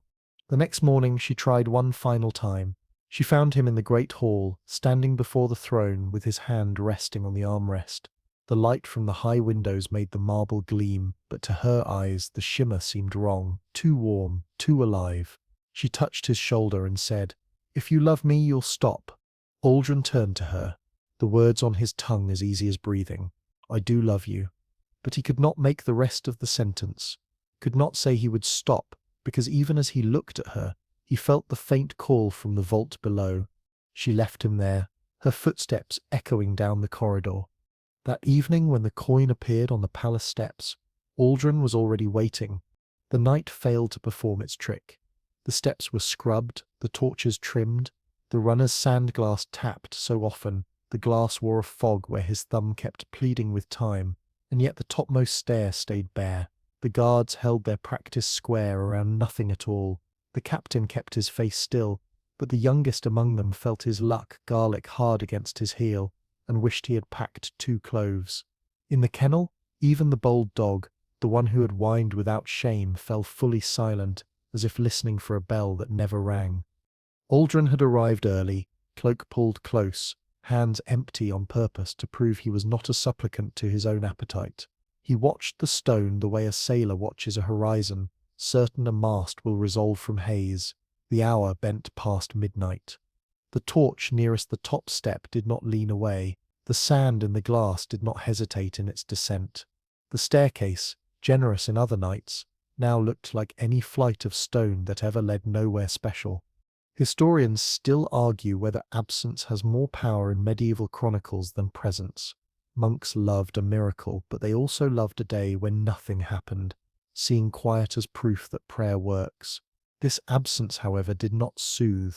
It rasped the mind like rough wool. Aldrin felt the coins below him in the vault as a phantom warmth in the bones of the hall, but the nightly courier did not come. Without the coin, the whispers thinned to a faint static that made thought feel frayed. He tried reason first, the way an addict sometimes rehearses moderation. Perhaps the tide that delivered them had shifted. Perhaps the hour had slipped. He ordered the watch extended past dawn. He leaned on procedure like a lame man leans on a canny stick. The captain, who had learned to obey without enjoying it, sent for more oil, more sand glasses, more men to rotate into the numbness. The runner, emboldened by activity, chalked a crisp line on the step where the coin usually surfaced and felt childish the moment. He did it. The chalk looked like an insult to stone. 2 hours before dawn, with the courtyard cold enough to make breath a series of pale prayers, Aldrin broke. Panic did not arrive with shouting. It arrived as a flood of decisions spoken too calmly. He ordered every entrance to the palace steps sealed for the remainder of the night. He sent for the captain of the city watch to double patrols along the outer walls in case some human hand had meddled. He dispatched a page to rouse Calum, and then a second page when the first did not return fast enough. He told the scribe to bring the ledger, as if numbers could be used like hounds to pick up a lost trail. When Calum appeared, robe crooked, hair doing what hair does when sleep is peeled off too quickly, he took one look at the empty stair and did the most dangerous thing. He exhaled with relief. He had hoped for a pause. He had prayed to whatever listens in laboratories that interruption might snap the thread that had been binding king to coin and palace to under-earth pulse. Aldrin saw the relief and felt betrayed by it. The alchemist said the word respite. The king heard the word theft. Aldrin ordered the vault opened. Lanterns were lit with the urgency of a siege, and the small procession descended as if into a well. Inside, the heat that had been so constant now felt banked, sulking. The stacks were undisturbed. The coins did not glow with smug reunion. They lay like vertebrae again, quiet children pretending innocence when the play has clearly been rowdy. He counted them in his head, and then out loud before he remembered the rule about naming. Then he finished the count anyway, because panic had already unbuttoned his caution. The number matched the ledger. Not one coin more, not one less. The absence upstairs had not been compensated below. The queen, woken by hallway thunder, joined them at the vault door, eyes clear in the way of someone angry enough to wake fully on command. She watched the king watch the coins, and her mouth found a straight line that had no softness left in it. He told her this was an anomaly. She told him it was a chance. The room absorbed both claims without agreeing. Panic is a generous employer. It makes work for everyone. Aldrin sent messengers to the river to ask if its level had changed, thinking of that night when the air had tasted like brine. He ordered the bell ringers to hold their hands. No dawn peal, no sound to drown the listening he intended to do. He told the chamberlain to wake masons and bring them to the great hall with chisels and crowbars. The chamberlain blinked twice, nodded once, and went to kick the old city awake. A mainstream historical fact walked in with the masons. In many realms, when danger was suspected in a building, carpenters and masons were summoned under what was essentially a hue and cry for timber and stone, a lawful command as binding as a sheriff's call. Men arrived with tools still oiled from yesterday's work, faces ruddy from the slap of cold water, and wives who shoved bread into their hands. The queen noted their arrival and remembered the year a tower had cracked after frost heave. The ritual of repair had felt noble then. Now it felt like surgery requested by a patient who refused to name the ache. They gathered at the dais as dawn thinned the windows. Aldrin pointed to the hairline fractures Calum had traced days ago. He ordered the top slabs lifted. Just the top, he said, just enough to look. The captain protested about load-bearing, the master mason about arches and weight, and the way floors hold grudges when disturbed. The king's voice was soft and inexorable, the tone of a man who had talked himself into believing caution is cowardice only slower. Iron levers bit stone, wedges sang as they were knocked in, dust lifted and found throats and settled in hair like early snow. The dais shifted with the animal groan of something asked to remember a position it had not taken in years. Calum stood to one side, counting breaths between hammer blows and wishing for a pause button on time. He remembered telling the bees' story and hated himself for the queer comfort it brought him now. Tell the bees, tell the stones, tell the coins. He had told them all and none had agreed to behave. When the first slab came free, the air that rose was colder than the hall, a cellar breath that had been sharpened by years of dark. It smelled of lime and iron and that thin chill that lives in library margins where no hand has turned a page in a century. Lanterns were brought. The opening was small, a mouth too tight to speak through. The master mason crouched and held the light just so. What stared back was not a simple crawl space. It was worked stone turning downward, a throat made by human hands. Aldrin wanted it widened at once. Calum asked for a day. The queen asked for wisdom. The captain asked for reinforcements. The master mason asked for a plan that understood gravity. Aldrin waved them to their stations with a courtesy that had a knife under it. He issued new orders with the precision of a man hammering a lid onto a boiling pot. No one enters without his presence. No prayer in the hall until further notice. No festival lights in the square tonight. Darkness would help them see what the opening might choose to show. With the coinless night still prickling under his skin, he sent riders to the old abbey on the ridge to fetch a scholar rumoured to sleep beside more dust than is healthy. He commanded Calum to prepare bindings, not the metaphorical kind he loved to mention, but ropes and iron rings and a windlass in case the floor decided to take a man for itself. He ordered salt brought by the sack and laid in a ring on the dais, because childhood memories of grandmothers sometimes push through education like hardy weeds. The queen watched the line of salt unspool and thought of wedding circles and of how easily rings become cages. A fringe tidbit slipped in because panic, like boredom, invites trivia. A kitchen maid whispered to another that in a neighbouring village, when milk soured too often, the wives burned a wedge of old cheese at the hearth to chase off spiteful spirits, and though everyone laughed at the smell, the milk settled for a fortnight.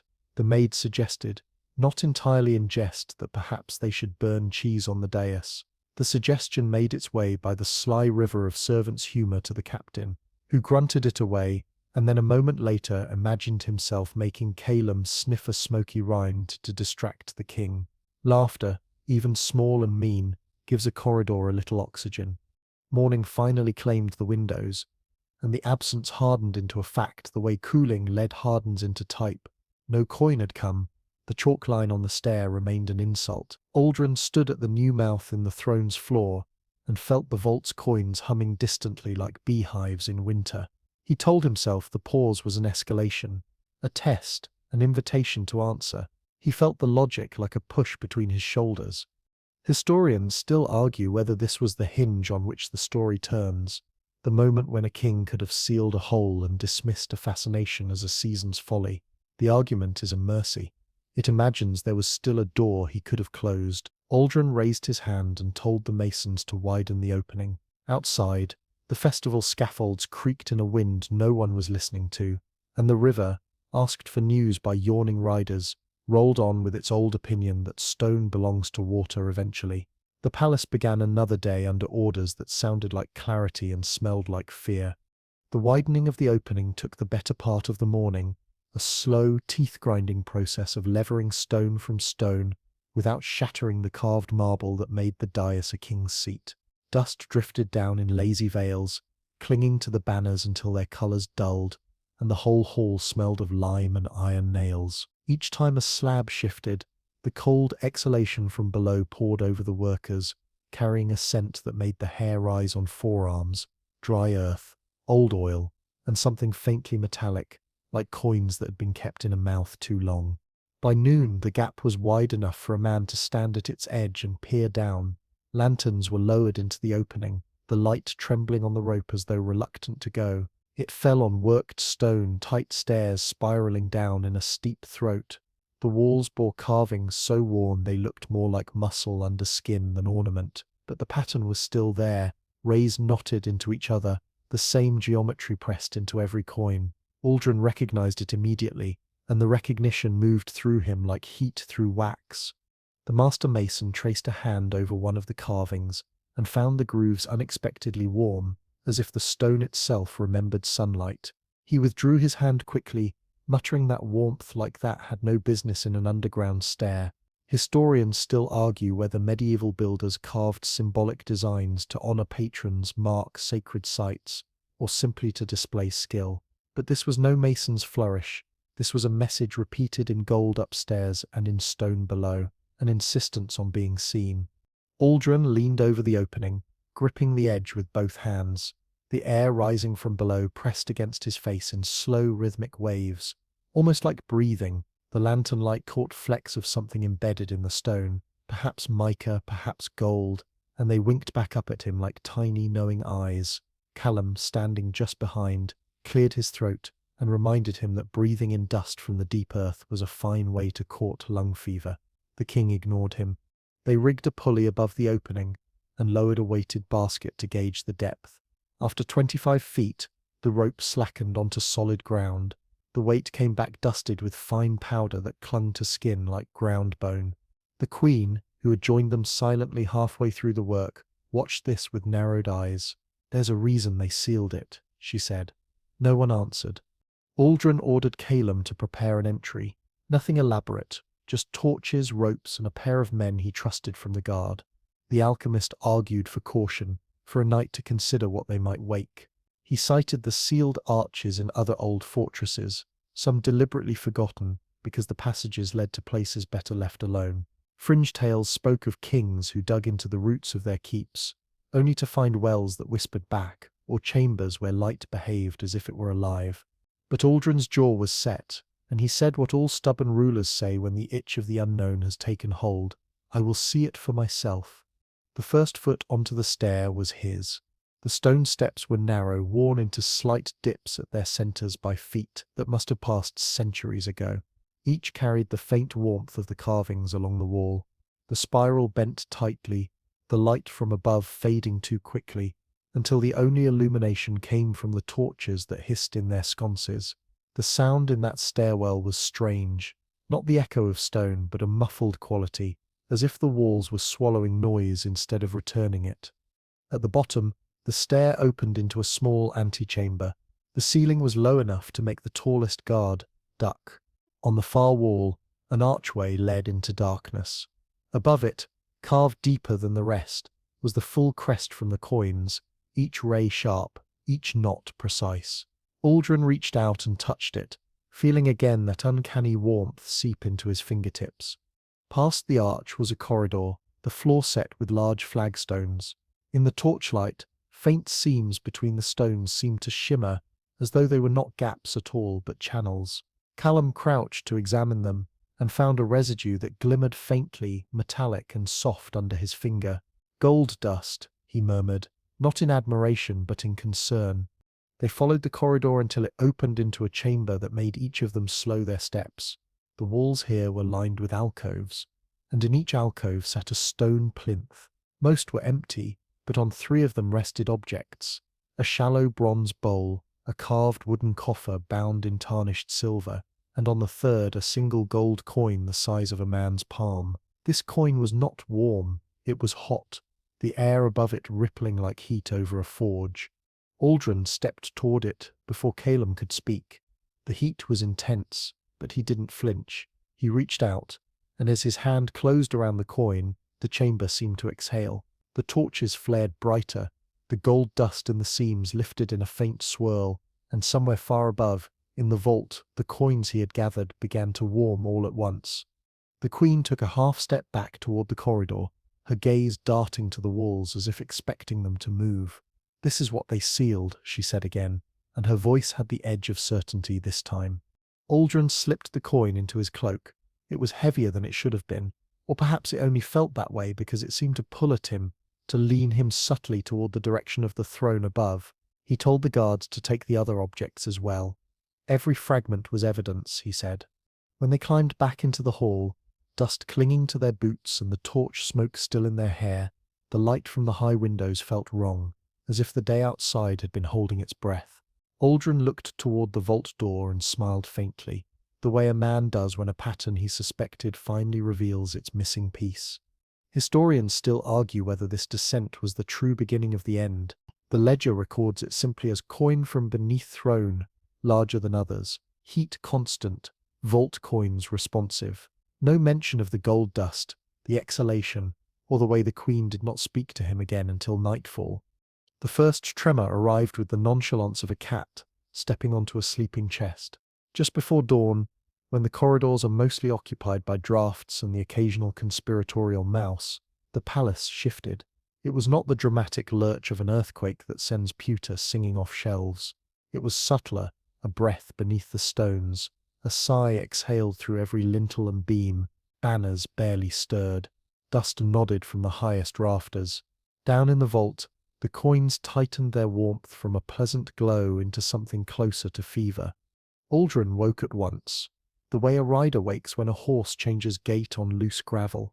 He was sitting up before the second. Slow as shiver passed through the bedposts. The ledger lay open where he had fallen asleep, an ink blot expanding like a small eclipse on the last line. He wiped it with the side of his hand and found his palm blackened, a smudge that felt like a signature he had not meant to sign. Somewhere in the palace, a shutter tapped twice, as if a knuckle had tested the wood and approved of it. Servants felt it too. In the kitchen, a pot of barley simmered, then briefly went still, as the surface tightened the way a drumhead tightens in cold air. The scullions glanced at one another in the truces that form below stairs when something touches everyone at once. The captain of the guard, who had long since developed a storm sense in his knees, stood in the courtyard and watched pebbles answer the tremor with tiny rattles that made a private music. He tasted salt on the air again, a nuisance in an inland city, and swore under his breath about sea breezes with too much curiosity. Calum was already awake, as men become when age and worry train the body to beat the sun. He paused in the act of grinding malachite for a new tincture, and waited with the patience of someone who has learned the value of stillness. The brazier's coals hushed, then breathed louder, and the little clay god of the hearth he kept on a shelf leaned forward on its chipped base, as if eager to look. The alchemist's attention slid, inevitably toward the throne room stones, and then below them, to the spiral throat they had opened. Historians still argue whether medieval people understood earthquakes beyond the language of wrath and omen, but they did keep records of tremors, monks in scriptoria noting a faint shaking at prime, housewives recalling cracked butter crocks, steeple bells chiming without hands. In some regions, churches would ring bells deliberately in quakes to frighten the disturbance back into the earth, as if sound could leash stone. The practice has the charm of earnestness, even when it fails spectacularly. Calum briefly considered ordering the bells, then imagined the palace answering in kind, and decided against inviting a duet. The queen felt the tremor as a tightening in the mortar of her ribs, a pressure behind the sternum that made breath briefly undecided. She dressed with deliberate slowness, choosing a dark gown and a single silver clasp hammered into the shape of a wheat ear. On her way to the hall, a maid murmured that an ink bottle had crept across a windowsill as if it preferred the view. Another reported that a tapestry had sighed. The queen thanked each calmly and thought, not for the first time, that managing fear is 90% tidying the descriptions it chooses to wear. At the dais, the opening into the underworld they had made the day before breathed cold. The salt ring Calum had requested lay undisturbed, tiny crystals glinting like a miniature galaxy, A faint dusting of gold lay across a few grains, as if a slow snow had begun and changed its mind. Aldrin arrived with that slightly too brisk stride he used when he wanted his body to argue his mind's case. He nodded to the captain, to Calum, to the master mason, and to the hall itself, which felt like acknowledging a witness. Another breath rose from below, longer, slower, touched with warmth this time. The men at the edge of the hole shifted their weight, unconsciously widening their stance the way sailors do when a swell promises mischief. The torches along the walls leaned and righted, as if a giant had sighed against the palace with a patience that was almost polite. The vault answered. A footman sent to check the hoard returned with cheeks flushed and skin damp as if he had been standing too close to an oven. The coins were hot, he reported. Not burning, but angry. The word slipped through before he could replace it with something loyal. Angry, he repeated more softly, as if the metal might be offended by overhearing him. Aldrin listened without rebuke, because the truth had come packaged in useful clarity. They waited. Waiting is a craft, like glass blowing or patience. Kellum filled it by testing the air with narrow strips of linen, watching how they lifted and drooped near the opening. There was a rhythm to it now, an in and out that seemed timed to something slower than breath, older than a heartbeat. He thought of bellows tending a forge, of lungs under stone, of the ways heat and air can impersonate life until you offer them the compliment of belief. He sprinkled a pinch of rosemary into the hole and watched the herb tumble, caught and released, before it lifted back up in a ghost of fragrance that made the hall feel briefly domestic. Someone's grandmother had just walked through a haunted room with bread cooling on a rack. Aldrin, hands resting on the cold rail that circled the dais, became very still. The larger coin he had taken from the chamber below lay against his chest in a pouch he had not removed since the descent. It radiated a steady heat, now more insistent than before, and he felt, no, he knew, that the rhythm below was following it, not the other way around. The idea walked up his spine and took a seat in the throne of his skull. He smiled, small and private. The kingdom had found its metronome, and it beat under his cloak. A fringed tidbit scuttled through a footman's whisper. In certain fishing towns, the old men swore that if you placed a silver coin under your tongue while walking a sea cave, you could hear the cave tell you when the tide would turn. No one agreed whether the coin helped, or whether the old men merely liked an excuse to taste metal and their own bravado. The footman confessed he had tried it as a boy, and only tasted salt and foolishness. He absently touched his tongue now, half expecting a flavor. Fear invites ritual. Ritual offers the illusion of leverage. The tremor built, not to violence, but to presence. The banners gave the gentlest of bows toward the throne, and the torch on the left, the stubborn one, the one that had always leaned away from the steps, now leaned toward the dais, as if its old opinion had been revised. The queen noted that detail and filed it like a pin. She felt the floor murmur through her shoes, a thin conversation between her bones and the foundations. She thought of the harvest bonfire that had leaned toward the palace, and wondered if the whole city had been tilting, degree by degree, toward this mouth they had opened. Historians still argue whether subterranean chambers beneath royal seats were primarily defensive, symbolic, or ritualistic. The debate skips like a record at the point where evidence thins. Some cite Celtic inauguration mounds, where kings were married to the land above chambers that hummed with story. Others point to Roman cryptoporticos, cool corridors under hot villas. The scholarly chorus cannot decide if foundations are meant to hold up or to hold in. Perhaps both, Calum thought, watching the salt shimmer with the slightest condensation. The idea that a throne might also be a lid felt suddenly less poetic and more architectural. Then it came, the awakening no one could mistake. A slow, deliberate shudder travelled up through the stair, along the carvings, into the marble, into the legs of the dais, into the arms of the throne, into the king's hands. Not a shake, a stir, as if something vast rolled its weight from one side to the other, and discovered the idea of upward. The vaulted ceiling whispered back a powder of ancient dust. The hall gathered it, and wore it like a grey veil. In the vault, coins chimed against one another, in tiny left-handed harmonies. The kennel hounds pressed their bellies to the floor and lifted their noses, scenting a wind that did not belong to dogs. Aldrin exhaled. It sounded like relief and possession found the same note.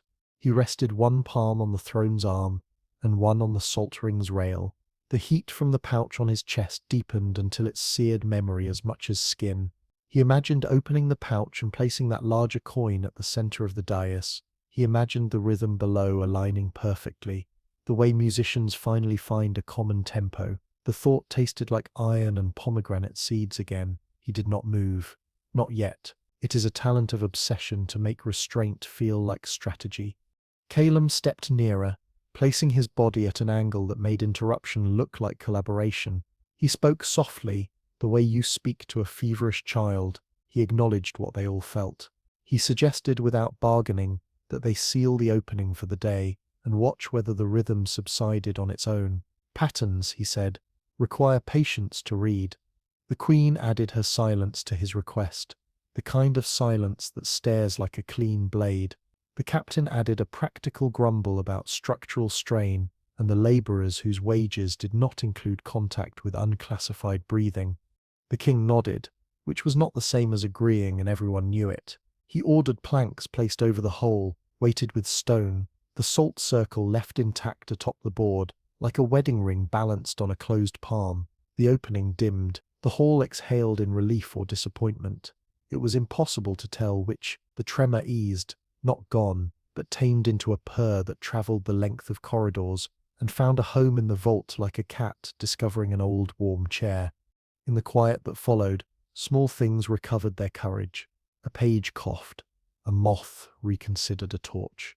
The kitchen sent up bread because that is how kingdoms insist on continuity. The Queen watched the king's shoulders settle and knew that the day had not been won, only paused. The larger coin at his chest, cooled by a degree you could only measure with devotion. Remember that garlic clove the youngest guard tucked in his boot. He replaced it at noon, an act of maintenance that felt almost holy. He told himself superstitions wear out like souls. He told himself new cloves work better. He did not tell himself why the act steadied him more than a dozen prayers. By evening, the palace carried itself as if nothing had happened, which is one of the talents of palaces.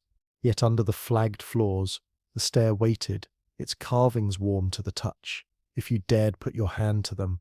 In the vault, the coins rested in their vertebrae stacks, heat braided through them like a rumour, and beneath it all, that ancient presence adjusted to the idea of waking, the way a long-sleeping limb prickles before it remembers whose body it belongs to.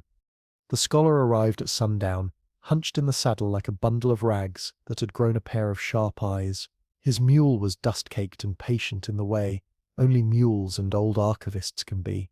He introduced himself as Cerelon of the Abbey of St. Corvin, a man whose memory of written things was so dense it sometimes took him several breaths to climb out of it and greet the present. Calum met him in the courtyard and exchanged the sort of clasp that passes between men who have spent too much of their lives among scrolls.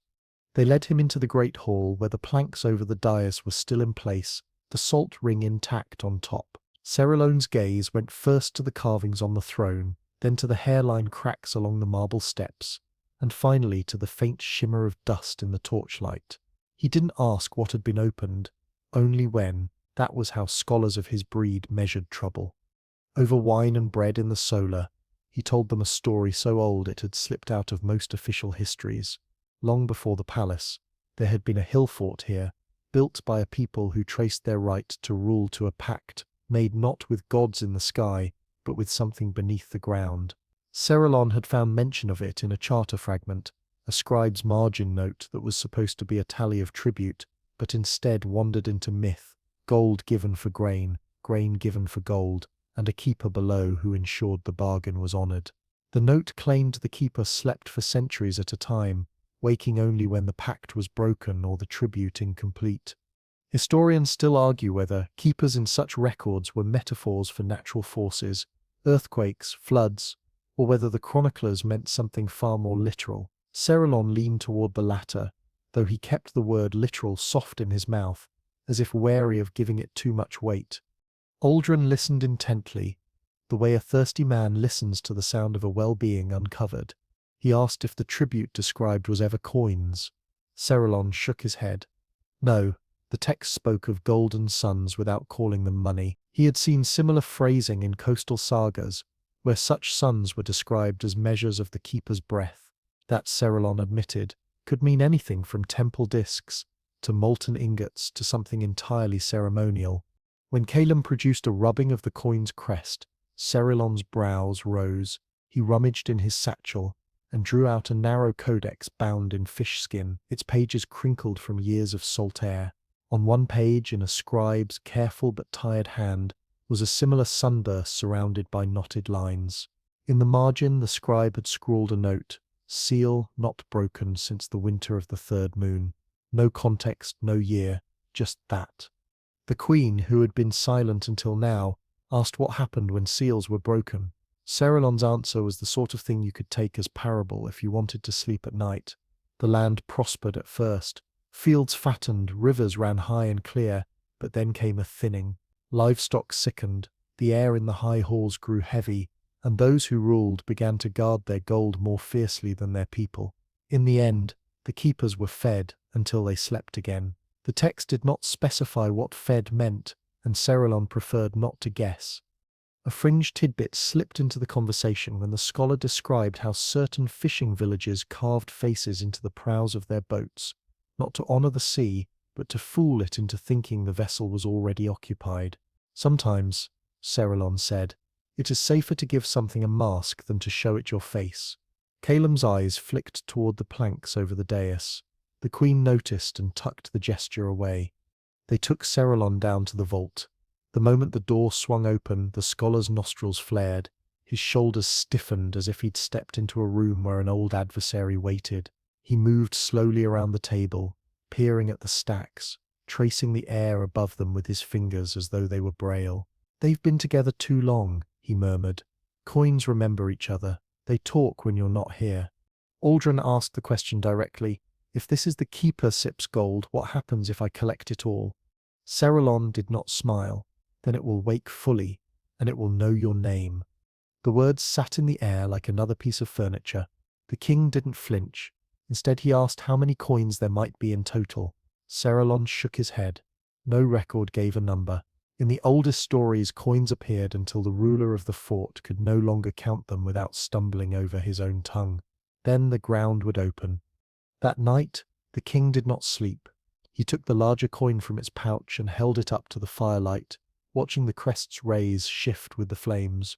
The whispers in his head seemed clearer, almost conversational. He could almost believe he heard approval. In another chamber, the queen spoke quietly with Calum. They agreed that the keeper, whatever it was, had noticed the change above. The tremor had been the first polite knock. Politeness, they agreed, would not last forever. By midnight, Aldrin was walking the halls alone. The shadows near the throne gathered as they had before, only now they seemed to angle themselves toward the vault, like courtiers awaiting the king's command to proceed. He paused at the planks, the salt ring gleaming faintly in torchlight. The rhythm below was still there, matched to the pulse of the coin in his palm. Historians still argue whether this was the point at which Aldrin could have stepped back, or whether the moment to turn away had passed weeks earlier. The ledger entry for the night is short. Scholar's tale confirms link, keeper aware, nothing more.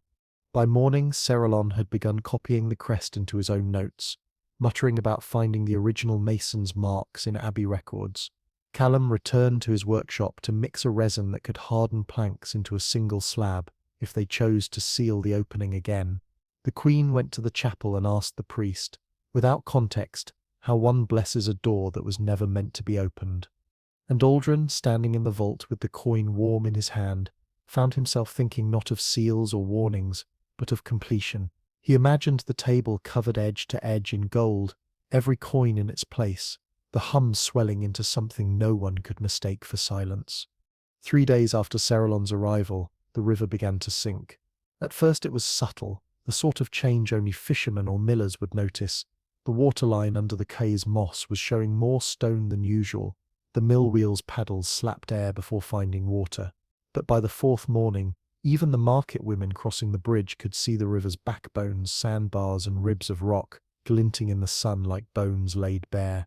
The news reached the palace on the tide of murmurs that always travels faster than couriers.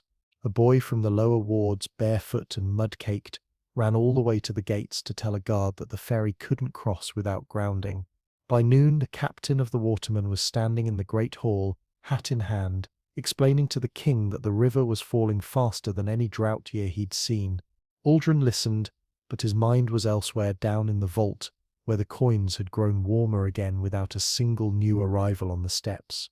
Historians still argue whether medieval rulers understood the delicate balances of their rivers and mills, or whether they wrapped every shift in the language of omen. Aldrin, steeped in omens, heard in the captain's report an echo of the scholar's warning: when the keeper wakes, the land changes to suit it. The scholar himself said nothing at first, but when pressed, admitted that in one coastal legend, the sea retreated when the keeper stirred, as if it were making room. That night, the king stood on the bridge in the dark. The moon painted the low water in silver streaks, revealing shapes in the silt, fragments of pottery, a rusted spearhead, and one object that made his breath catch: a smooth disk, half buried, bearing the same knotted sun as the coins. He waded in before anyone could stop him, boots sinking in the muck, and pried it loose. It was not gold, but some pale alloy, heavier than it looked. Still, when he touched it, the now familiar pulse greeted him. By morning, word had spread. Children went scavenging along the exposed banks, bringing back pebbles they swore were treasure. Merchants worried about barges stranded upstream. The Queen sent a discreet request to Calum to determine whether the palace's wells might soon be affected. Calum, already uneasy, decided to walk the river's edge himself. He returned with a pouch of relics found where the water had pulled back: a small idol of black stone worn smooth by centuries, a length of chain with links fused together as if by heat, and a shard of carved bone, etched with the same knotwork that circled the coins. None of it felt like river debris. All of it felt as though it had been waiting for release. A fringe tidbit came to mind from Calum's seafaring cousin: how sailors sometimes tell of dead water, where the sea surface goes glassy and a ship's speed drops to nothing, as if something below is holding it. The river now had that same arrested quality. Even where it still ran, it seemed to move under protest. The Queen began visiting the chapel twice a day.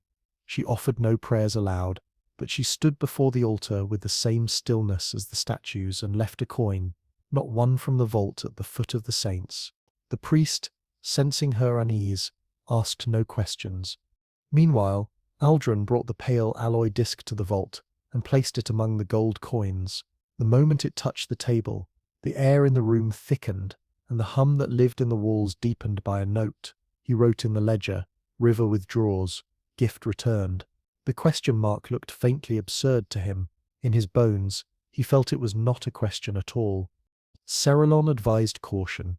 "The river is older than the fort," he reminded the king. "If it recedes, it is not for us, it is for what lies beneath." But Aldrin's focus had sharpened to a single point. If the river could yield one marked relic, it might yield more, and if more appeared, the vault could be filled sooner. That afternoon, he ordered a team to dredge the shallows. They worked in silence, mud up to their knees, pulling up stones, timbers, and once the half-collapsed frame of a chest so rotted that it fell apart in their hands. Inside was only silt and another coin, smaller than the vault pieces, dull from age, but when Aldrin touched it, the warmth came like recognition.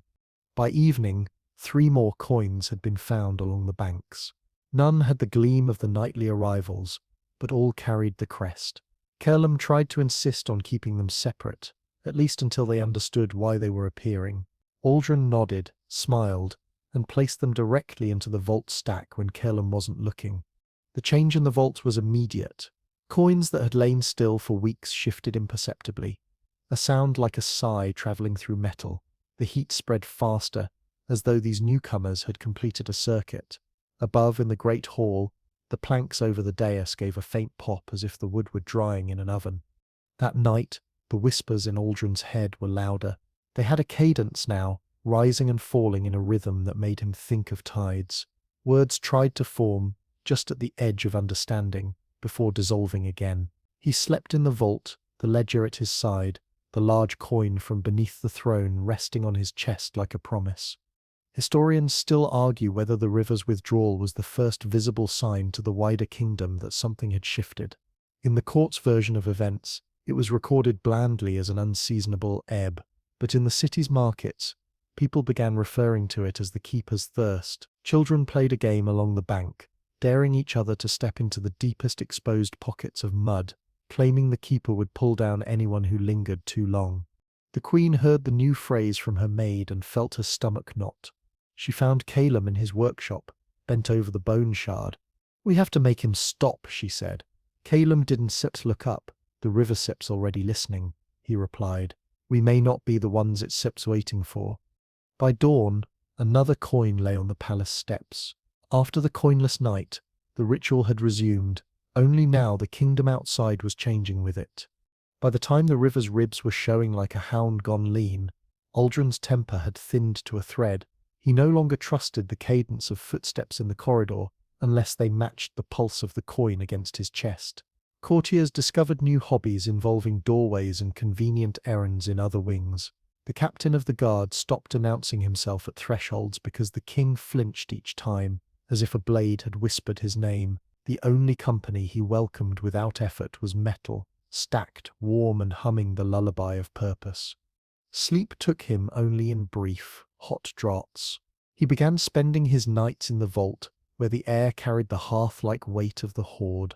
A bed was dragged down under protest from chamberlains who muttered about damp and propriety. Aldrin waved them away with the impatience of someone who considers breathing arrangements to be a detail for lesser lives. He set the large coin from beneath the throne upon a low stool beside the bed, close enough that he could lift it like a child lifts a worry stone. The hum under the table found his heartbeat and settled into it, rider and horse, learning each other's habits. Food changed flavor. The honey tasted thin, wine tasted ironish, bread went dry at the edges of his tongue, the way it does after a fast. He introduced a new rule, with the calm ferocity of someone pretending the rule already existed. No dish would reach him unless first passed near a coin until it warmed. The kitchen balked, then complied, discovering that a warmed trencher cooled the gravy too quickly and created a small revolution among sauciers.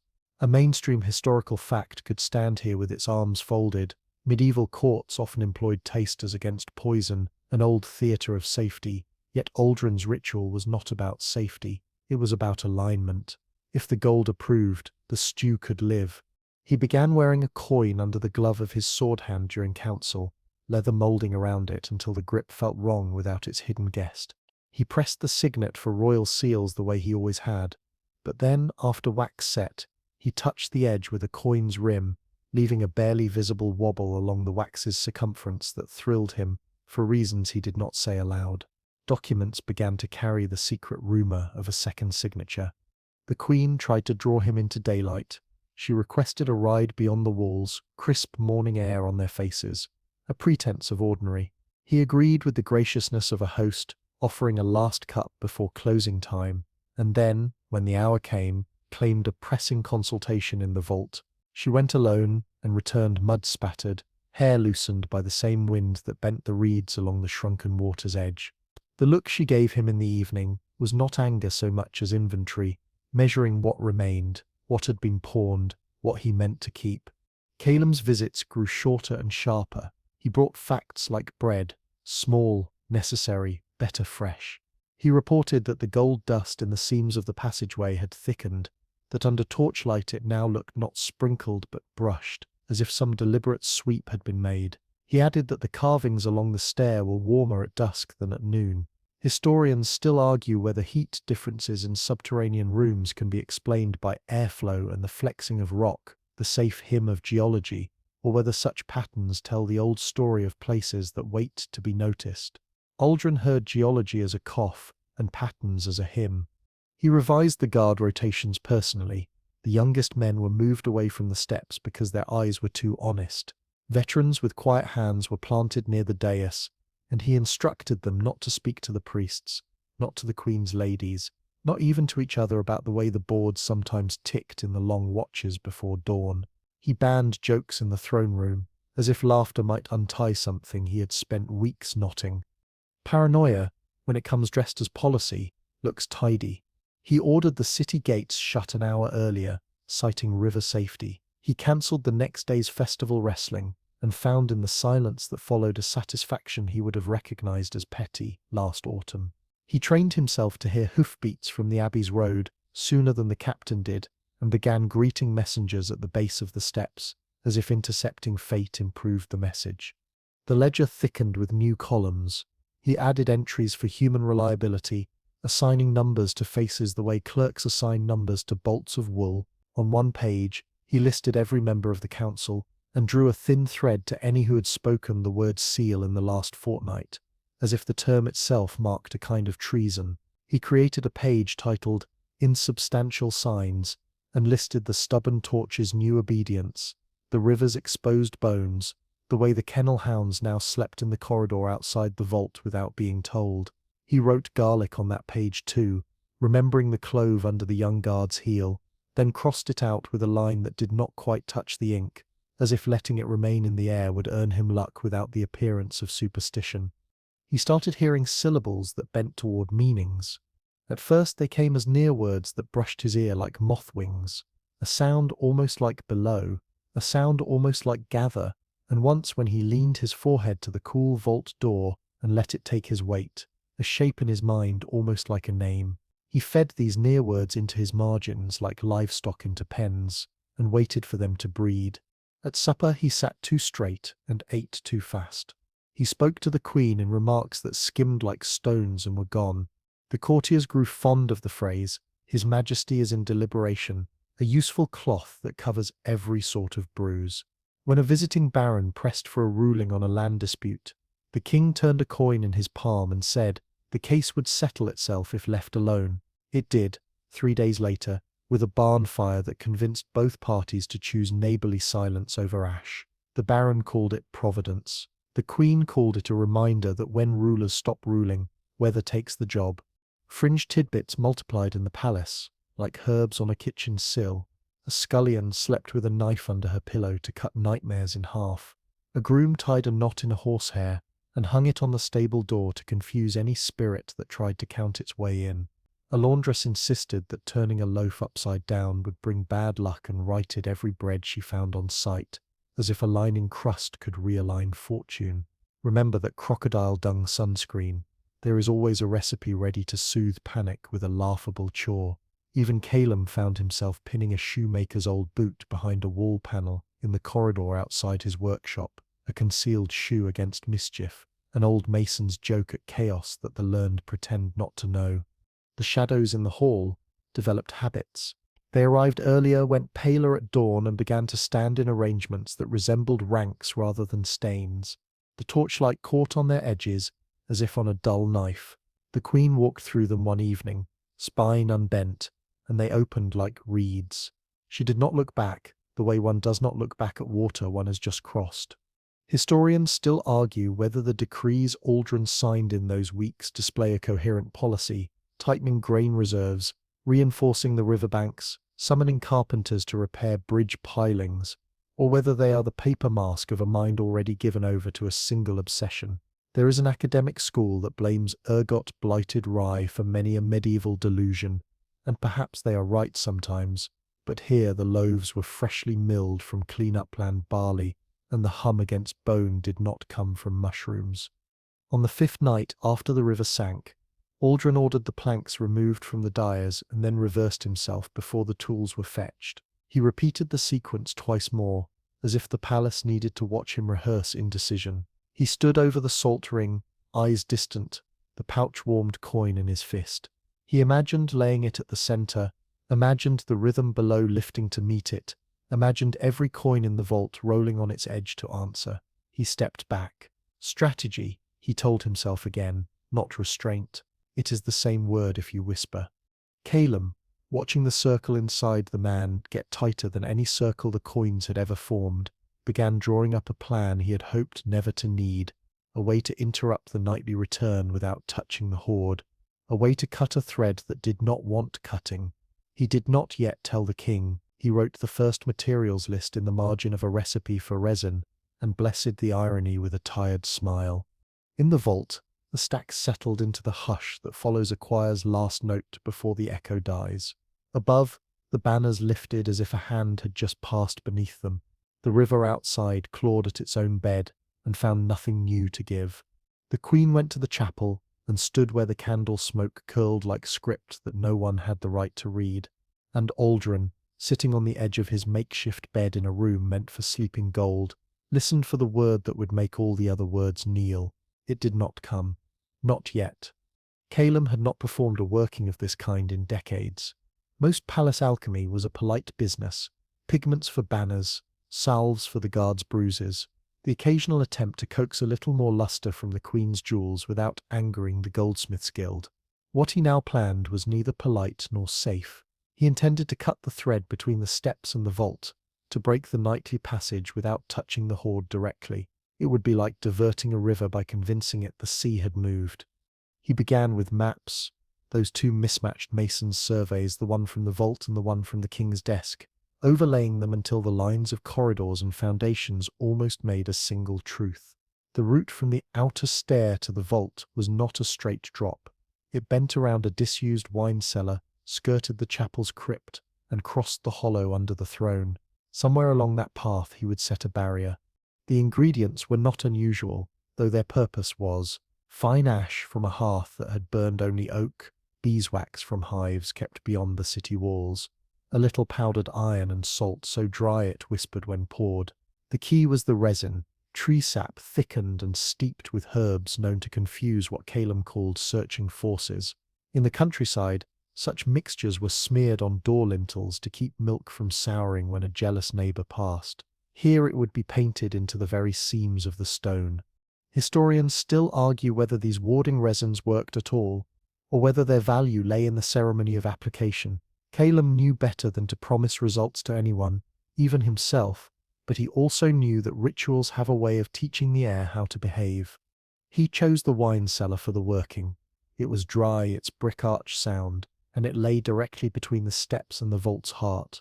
For 2 nights he prepared it, sweeping the floor until it smelled only of stone, marking the 4 corners with tiny chalk suns whose rays knotted inward rather than outward. The chalk knots looked like inversions of the coin's crest, closed mouths instead of open ones. On the 3rd night, when the palace slept except for the slow turn of the watch, he set to work. Resin warmed in a shallow pan until its scent filled the cellar, pine and bitter herb, a smell like winter medicine. He mixed in the ash, the salt, the powdered iron, stirring with a flat wooden paddle until the whole mass took on a dull grey-gold sheen. Then he worked it into the cracks between the stones, pressing with his fingers, humming under his breath an old rhyme learned from his grandmother, the one about tying the wind in a bag so it could not blow the door open. The rhyme, he knew, was nonsense. The intention was not. Above, in the great hall, Aldrin paced before the dais. He had not been told of Calum's plan in full. The alchemist had only said he was preparing a countermeasure. The king tolerated it, because he believed nothing could sever the connection. Still, he felt a subtle shift as the resin work began. The warmth in the vault's coins dimmed by a fraction, the whispers went briefly thin, and he paused mid-step, as if someone had taken a word from his mouth before he could speak it. In the vault, the change was more obvious. The guard posted there reported later that the air seemed to cool all at once, like a fire doused with a single breath. The coins did not move, but their heat drew inward, concentrating until the stacks felt as if they held their breath. The Queen, asleep in her chambers, dreamed of a door swinging shut on a corridor lined with torches. One by one, the flames went out as the door closed, and just before the last light died, she thought she saw something vast turn its head toward her. She woke with her hands clenched in the sheets and the taste of metal on her tongue. Calum finished the resin work before dawn. The cellar walls gleamed faintly where the seams had been sealed, and the chalk suns in the corners looked darker now, as if they had been pressed into shadow. He left the place without ceremony, locking the door behind him with a key no one else used anymore. A fringe tidbit floated to mind as he walked back to his workshop. How in certain mountain villages, people once hung mirrors in their barns to confuse malevolent spirits into thinking they were looking at another world. Sometimes, his grandmother used to say, the trick isn't to keep them out, It's to make them go somewhere else. He hoped the resin would serve as that kind of mirror, turning the nightly coin gift aside. That evening, Aldrin took his place at the palace steps as he always did, cloak drawn close, ledger in hand. The torches burned steady, the sand glass ran smooth, and for the first time in many nights, nothing surfaced from the stone. The chalk mark from the last coinless night was still faintly visible, and it stayed unchallenged. At first, the king stood very still, as though refusing to believe absence. Then he began issuing orders. Search the courtyard, question the gate guards, send word to the city watch. Callum, summoned to the hall, only said, "Perhaps the current has found a new course." Aldrin's eyes narrowed. "Or perhaps it's been damned." In the vault, the coins were hot again, but the heat felt restless. The guard on duty swore he heard a faint scraping, as if a single coin rolled against another, and then stopped. The sound came twice more in the night. Historians still argue whether the interruption was truly Calum Scepter's doing, or whether the force behind the coins had simply paused to measure its collector. Whatever the cause, the king took it as a challenge. The ledger entry for that night is terse. Nothing on steps. Interference suspected. By morning, Aldrin had decided on his response. If the coins would not come to him, he would go to them. The passage under the throne would be opened again, fully this time, no planks, no salt ring, no half measures. Whatever was beneath would see him descend, coin in hand. The moment arrived without trumpet or omen, a shift of pressure that made the lungs sting, and then the world remembered how to roar.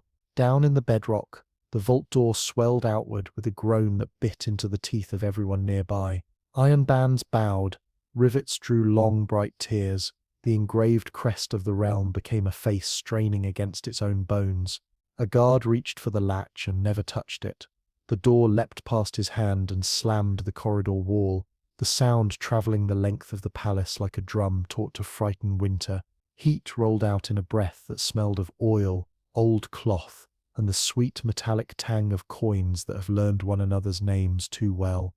They came as bodies do not, but rivers do, a bright avalanche, each piece self-possessed, and yet part of a single will. The first wave of gold spilled across the threshold and chose its course with unnerving intelligence, the edges of stacks unclasping into skeins that braided and unbraided, to flow around boots and chair legs, and the poor overturned stool that had stood beside the king's bed. The night guard swore later that he heard the whispering, not in his ears but in his knees, syllables urging step aside, and he obeyed by discovering a wall behind his shoulders. A crate of cedar caved elegantly, releasing a breath of forest that made the moment smell absurdly clean. Aldrin felt the break before the sound reached him. In the hall, studying the planks over the opening he meant to expose again, he paused mid-breath and placed a hand over the pouch at his chest. The large coin had gone almost hot enough to scald, and the hum he had come to treat as counsel rose into a keen that made his heart stumble to keep time. By the time the captain's shout carried up the stair, the king was already moving, the air around him fluttering as banners learned to bow faster. Coins took the first flight of steps like rain that climbs. They did not tumble in chaos. They advanced in ribbons that found each corner of stone and used it as a turning. The kennel hounds, who had refused to face the throne in other nights, faced this and flattened to the floor with their noses pressed between their paws, eyes wide in the way of creatures that have kept their pact with the old world better than people have. A boy running messages saw the tide and simply sat down against the wall, not from cowardice but from the common sense of a mouse watching a millstone roll by. He held his breath and counted, losing count at 50, discovering that numbers wobble when measured against astonishment. Historians still argue whether medieval strongrooms were truly impregnable or simply theatrically so. Warded locks and iron-bound doors impressed faith as much as they prevented theft. On this day the argument turned academic. The door had not been picked, the bolt had not been thrown, the pressure had come from within. As if the horde had decided that walls were a courtesy it was finished extending. Modern finders still debate why so many old hoards were buried at all, emergency savings, ritual offerings or both, and the debate might have comforted someone if scholarship could sand down the edge of a living flood. Calum arrived at the corridor mouth in time to see gold moving with purpose. For a beat his mind tried to call the motion a spill, then rejected the lie. Not spill. March. The resin work in the wine cellar trembled in his memory like a door dog scratch behind. He wondered whether he had diverted a stream only to teach it the taste of force. Resin was a mirror, his grandmother would have said. Mirrors anger those who wanted a door. He shouted for the guards to clear the way toward the great hall. Better that than let the tide clog and climb. The captain, a practical reader of disasters, pulled men back in stages, their boots stepping neatly in grooves a century of service had imprinted on the floor. A fringed tidbit flitted absurdly through his head, the old market superstition that a coin placed in a door's keyhole keeps witches from whispering through it, and he found himself wanting to stuff wax into 1,000 locks as if prudence could be packed like wool. The coins reached the landing and fanned left and right as if tasting air. Some curled toward the chapel and then veered, salt on the threshold, the Queen's habit, inconvenienced brilliance. The bulk chose the broad line to the throne room, where the planks waited like a door laid flat. Light caught them as they crossed the hall and turned the floor into a sheet of fireflies trapped in amber. The servants drew back behind pillars. A musician, foolish with courage, held a lute tight to his chest and felt the strings hum without fingers. Aldrin stepped into the hall at the same moment the first wave reached the dais. He watched the river of gold hesitate at the salt ring ripple, and then separate into thinner strands that circled the white grains without touching them. Etiquette observed at speed. Coins ascended the steps one by one and stacked themselves on the planks, as if building a weight in some agreed place. The stubborn torch that once leaned away from the throne now leaned so far toward it, the flame licked iron. The Queen did not shout. She moved to the edge of the salt and stood with her hands plain at her sides. The shadows that had formed ranks in other nights now arranged themselves along the walls, tall, narrow shapes that suggested attention rather than menace. Though the difference felt semantic, Cerulon, slower than all the rest, arrived with his breath tucked into his ribs, and simply said that the keeper was tired of courtesies. The weight grew, the planks ticked. A polite warning, Callum ordered more timber fetched, and a windlass rigged, then changed his mind with the quickness of a thinking man in a bad hour. Do not add. Brace. Masons shoved stone wedges under the board's edges until the dais looked like a siege engine, set to hold rather than hurl. The coins didn't care. They settled into a second layer, forming vertebrae upon vertebrae, a spine learning to arch. Aldrin reached to the pouch at his chest and drew out the large coin. The hum in the hall snapped to attention. Every piece of gold seemed to lean without moving. He thought of the crocodile dung sunscreen joke and almost laughed at the insult of such domestic recipes in the face of a cathedral-sized appetite. He thought of the nightingale of silence warning storm. He thought of telling the bees and realized too late he had been telling the coins instead.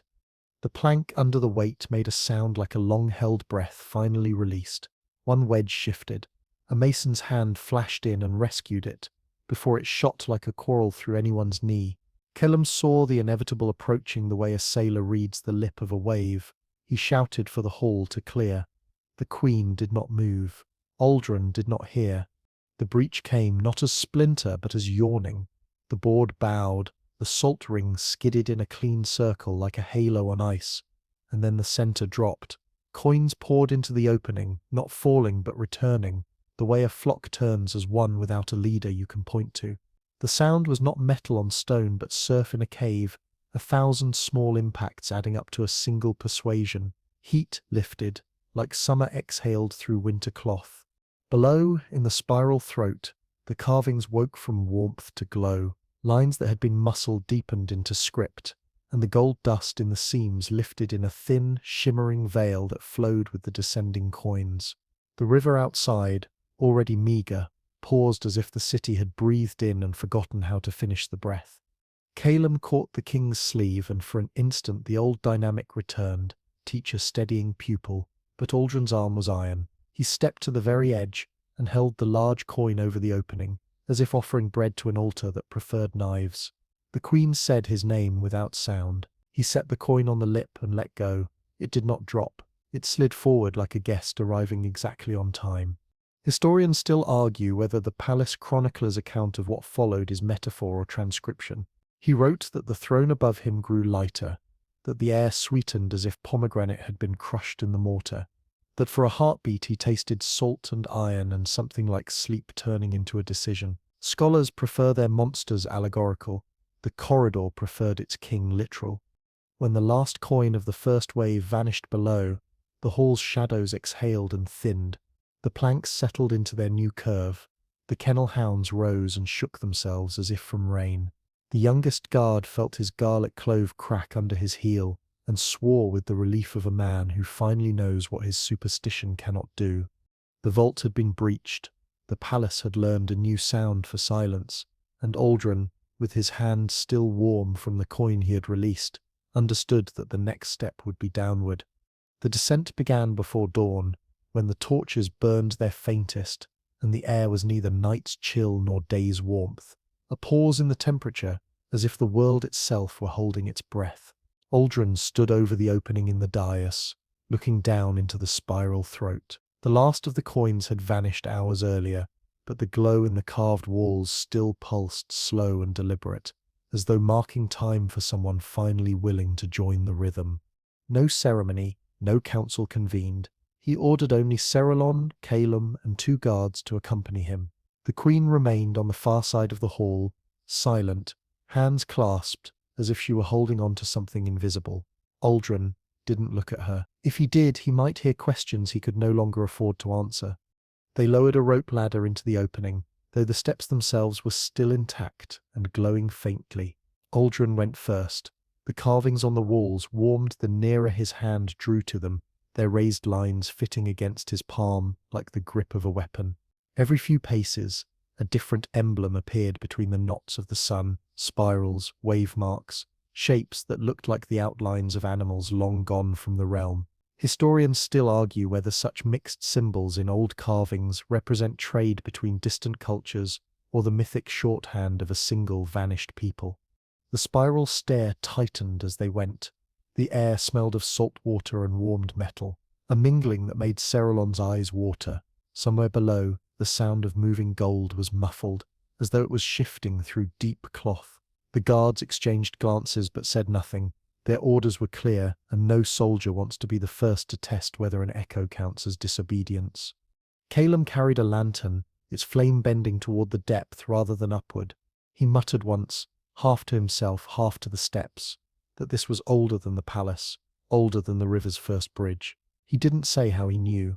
A fringe tidbit he'd read years ago in a tattered sailor's log came back to him now. In some ports, it was said that if you descended far enough beneath the wharves, the tide would no longer touch you, and you could hear the sea speaking its own name. The first landing appeared as a shallow alcove cut into the wall. Inside it stood a basin carved from the same stone, half filled with water that glowed like the carvings. Aldrin knelt beside it, dipped a finger in, and tasted, not salt, sweet, but with a metallic edge. Calum's face tightened. Water from deep aquifers often tasted of the rock it slept in. This tasted of gold. They continued. The glow grew stronger, no longer tied to the lantern's reach. The stair curved again, and the passage opened into a chamber so wide the lantern light never reached its far wall. The floor sloped gently downward toward the center, where the coins had gathered into a mound that pulsed faintly with heat. Not a scattered horde now, but a living hill, its surface shifting just enough to betray motion beneath. Aldrin stepped toward it. The air thickened with warmth, pressing against their chests, slowing breath. He could feel his own heartbeat aligning again with that deep tidal hum. The large coin he had dropped hours ago rested at the very top of the mound, edge tilted toward him as if it had been expecting his return. Historians still argue whether treasure mounds in legend are mere metaphors for ambition, or whether some of them truly moved as if alive. Calum had dismissed such tales for years. Now he watched gold grains rearrange themselves without touch, and felt the old tales push back against his disbelief. Cerelon placed a hand on Aldrin's arm. Majesty, whatever lies beneath this. But the king had already stepped forward, boots sinking slightly into the softened gold at the mound's base. The movement within quickened, the hum rose in pitch, and the carvings along the chamber's walls flared brighter, revealing more of the ancient symbols. Some depicted crowned figures with their hands open toward the mound. Others showed a great shape coiled beneath a throne-like seat, its eyes marked with the same knotted sun. Calem's breath caught. He recognized it from a fragment in an old coastal manuscript, half burned in the fire that had destroyed the abbey's library. Historians still argue whether that fragment described a god, a guardian, or something that blurred both roles. The mound shifted, slowly, deliberately. A ripple passed through the coins, and an opening appeared at its base, a narrow tunnel sloping deeper into darkness. Warm air spilled from it, scented with minerals and something sharper, almost like the smell after lightning strikes rock. The king turned to the others, eyes bright in the glow. "It's an invitation," he said, voice low. The queen's absence pressed against Calem's thoughts. He wondered if she would have spoken the word trap instead. The guards hesitated, and Cerelon tightened his grip on his sword hilt. But Aldrin didn't wait for consent. He stepped into the tunnel, the gold shifting underfoot with a sound like soft rain on metal. Calem followed, knowing that if he let the king vanish alone, the path back might close entirely.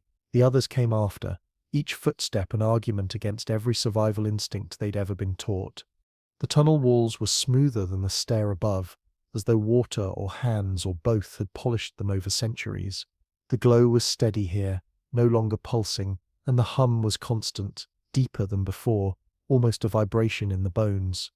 At last the tunnel widened into another chamber, smaller than the first but dominated by a single object, a seat carved from the bedrock itself, its back shaped like the knotted sun, its arms inlaid with a darker metal that absorbed the glow around it. Before it, a shallow depression in the floor cradled a scattering of coins, unlike any they had seen, thinner, with symbols on both sides, their edges worn as though they had passed through countless hands. Aldrin stepped toward the seat, his shadow stretching long behind him. The coins in the depression trembled. "Majesty," Calem said, voice sharper now, "some thrones are not meant to be filled." Aldrin didn't answer. His hand was already reaching for the armrest. He set his palm to the armrest, and the stone moved like a sleeping animal deciding to turn over.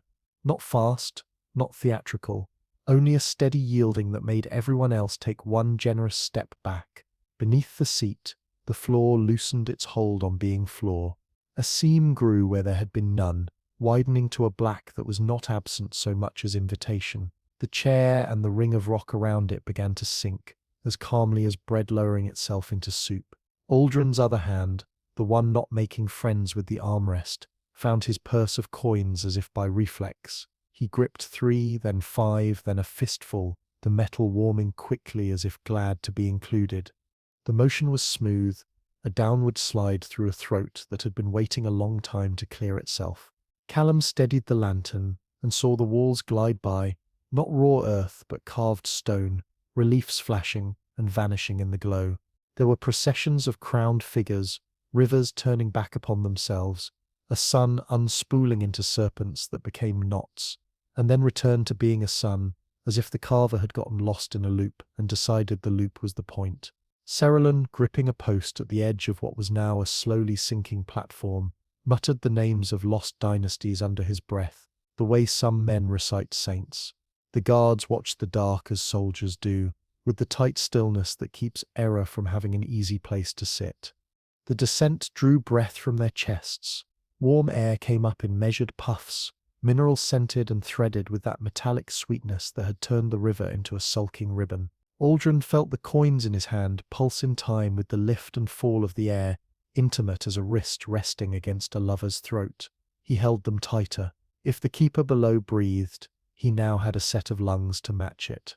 They sank past a ring of alcoves, each holding a small bowl crusted with something that looked like old sap and gold dust mixed into a paste. Calem's mind catalogued automatically, resin offerings, probably refreshed on a cycle set by whoever maintained this place. Historians still argue whether such stations on subterranean ways were meant for purification, tolls, or a kind of mechanical maintenance where symbolic acts also keep hinges greased. The bowls did not look symbolic, they looked used. The lantern startled a living thing. A pale salamander slid along a crack and vanished, unhurried, as if the elevator of throne and men were only another tide. Fringe tidbit time for the anxious mind. In some rural parishes, people once carried glowworms in little cages to funerals at night, calling them soul lights, which is either tender or unsettling, depending on how much sleep you have had. Caleb filed the thought away with the salamander's blind calm and felt, perversely, steadier. Things live everywhere, even here. The platform slowed, then sighed to a halt at a landing that did not widen much beyond the seat's footprint. A corridor yawned ahead, low and long, the glow embedded in its walls turning the air to liquid amber. Aldrin rose without waiting for anyone's sense to catch up to his feet. Coins clasped, he stepped into the passage. The hum that had lived in the vault like a cat by the hearth ran along the corridor ahead of him, warning and welcome braided into one sound. They walked in a hush that felt deliberate. The floor underfoot was not simple flagstone now, but a mosaic of narrow plates, each stamped with the knotted sun, each slightly loose, so that every footfall clicked a quiet response. Cerelon, listening, realized with a flare of dread that the plates made patterns, not letters but rhythms. Medieval labyrinths in cathedral naves sometimes posed a similar puzzle. Pilgrims walked their penitent figure eight, and scholars pried meaning from the coils. Historians still argue whether those stone labyrinths were meditative games or encoded sermons. Here the riddle was built to be solved by souls, not eyes. Aldrin adjusted his stride unconsciously until coin pulse and plate click locked in. The corridor approved. The light brightened by a breath. Caleb wanted to drag him back by the collar, and also wanted to see how the tune ended, which is a precise description of being a responsible adult in a room designed by older, less merciful adults.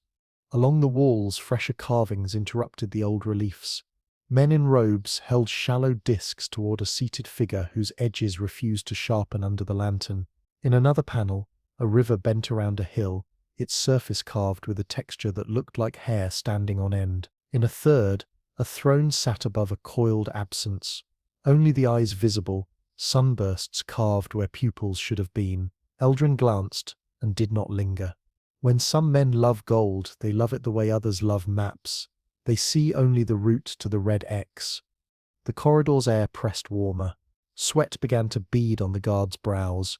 Cerelon loosened his collar with the guilty look of a man who has spent a lifetime in cold scriptoria pretending necks never existed. Caleb lifted the lantern and watched the flame bend in a steady angle toward the dark ahead, a compass needle that preferred heat to north. They passed a niche where offerings had been left long before any of them were born. A stone knife, a bronze ring, a fibula of a style older than the kingdom's oldest aunt. A more recent thing lay among them, out of place and telling for it, a small leather shoe, child-sized, toe-scuffed, its sole split. Concealed shoes have been found bricked into walls all over old houses, a craftsman's ward against mischief. Someone had fed this one to the corridor instead, perhaps from desperation, or because the wall would not eat what the down below gladly would. Caleb touched the heel once, a benediction for someone he would never know. The passage kinked left, then right, then sloped down. The hum deepened until it lived behind their sternums. When at last it opened, it did so into a chamber that did not announce itself with grandeur so much as with completion. The architecture was simple and terrifying. A circular room, low ceiling, every inch of the wall carved with radiating lines that converged on a dark disk at the center of the floor. Around that disk, coins had arranged themselves into ring upon ring, not stacked now but laid flat, each edge kissing the next, a galaxy pressed into obedience. The larger coin Aldrin had surrendered earlier lay at the exact heart, set into a shallow depression as neatly as a keystone. He moved without waiting for agreement. Coins still in his fist, he stepped onto the innermost ring and felt the temperature leap. The heat was not ordinary, it held intention. His boots gripped as if the metal wanted him to stay. He crouched and placed 2 coins on the bare spaces. The pattern seemed to save for them, then 2 more, then the last, filling the symmetry the way a child finishes a drawing, so the circle can finally be called done. The room inhaled. That was the sensation. A pulling without wind, a collective tightening. The dark disk at the center drank light until the glow in the walls dimmed by half. The hum resolved into a tone so low the lantern glass began to quiver. In medieval minds, Men practiced fire setting, heating rock with flame and then quenching it so the stone cracked. The sound that followed was a grievance rattling out of the earth. This tone carried an older grievance and a gratitude you did not want. A floor seam, invisible until now, eased open around the central disc. Not wide, no dramatic more, just enough to suggest that the very idea of depth was about to change. The coins at the rim trembled and then lay perfectly still, waiting like trained hounds. The guards shifted their weight, blades half drawn without volition. Cerulon whispered that his abbey's scriptorium had a rubric for passages like this. Proceed if you can name the door. They had names for kings and cupboards. They did not have a name for this. Aldrin stood very straight, eyes on the dark center. He had the expression of a man listening for his own footstep in a hall ahead of him. Pride wore focus. Focus wore hunger. Hunger wore destiny like a cloak that does not match the weather, but is very warm. He did not ask assent. He did not perform the funny little dance of consultation. He did what obsession does when it finally finds a staircase tailored to its stride. He stepped forward onto the disc. The coin pulse leapt to meet him. The room's rings brightened in sequence, moving outward like ripples run backward. The lantern flame went long, then precise. Castellum reached for the king and stopped, fingers finding only hot air. Historians still argue whether the chronicler who later wrote that the king and the disc descended together like a seal pressed into wax meant metaphor or mechanism. The slab under Aldrin simply ceased to be at their level and became elsewhere. For a scored second, all sound lifted. The river outside hesitated again. In the great hall far above, the planks over the old breach let out a tiny pop, as if remembering the pressure of a thumb. The kennel hounds whined once, and then pressed their faces flat to the cool floor. A nightingale in a hanging cage in the Queen's garden, one of the last rituals of normalcy, breached its silence with a single bright note and fell still. Aldrin dropped from sight, not by falling, but by belonging to the next depth. The disc swallowed him with the politeness of a mouth that has been chewing its food for a very long time. Coins along the rings did not move. They had already done their part. The hum returned to its lower register, patient again. Calum stared at the place where a man had been. Cerulon pressed a palm to the warm metal and snatched it back with a hiss that could have been grief, could have been awe. The guards kept their eyes forward, because training is a spell you cast on yourself in rooms like this. Above, the Queen turned her face toward the stones, as if listening through a door, and did not call his name. Somewhere in the palace, the ledger lay open, ink drying on a line that would never be finished in a tidy hand. The chamber stayed the way certain silences do, dense enough to lean against. The disc was gone, Aldrin with it, and the coins around the gap lay as neatly as teeth in a closed mouth. The glow in the walls softened to a steady ember light, just bright enough to make clear that nothing was going to change until it wanted to. Calum lowered the lantern, as though the flame itself might be judged too forward. His thoughts were brisk, deliberate. The king was alive because nothing in the air suggested finality. The king was elsewhere because no door had closed behind him. The king was beyond their reach because this room answered to a timetable that was not theirs. Cerulon's voice broke the quiet in a way that felt almost like sacrilege. We follow, it wasn't a question, but his hand stayed on the hilt rather than the coins, as if even in his urgency he knew better than to lay fingers where the king's had just gone. Calum shook his head. Not yet. His tone carried the flatness of an equation, force against force, unknown against unprepared. Historians still argue whether restraint in such moments is wisdom or cowardice, whether legends would end differently if those left behind had plunged in without pause. He would let the scholars argue later. For now, he would live. The guards shifted their stance, uncomfortable with waiting in a place that looked finished with them.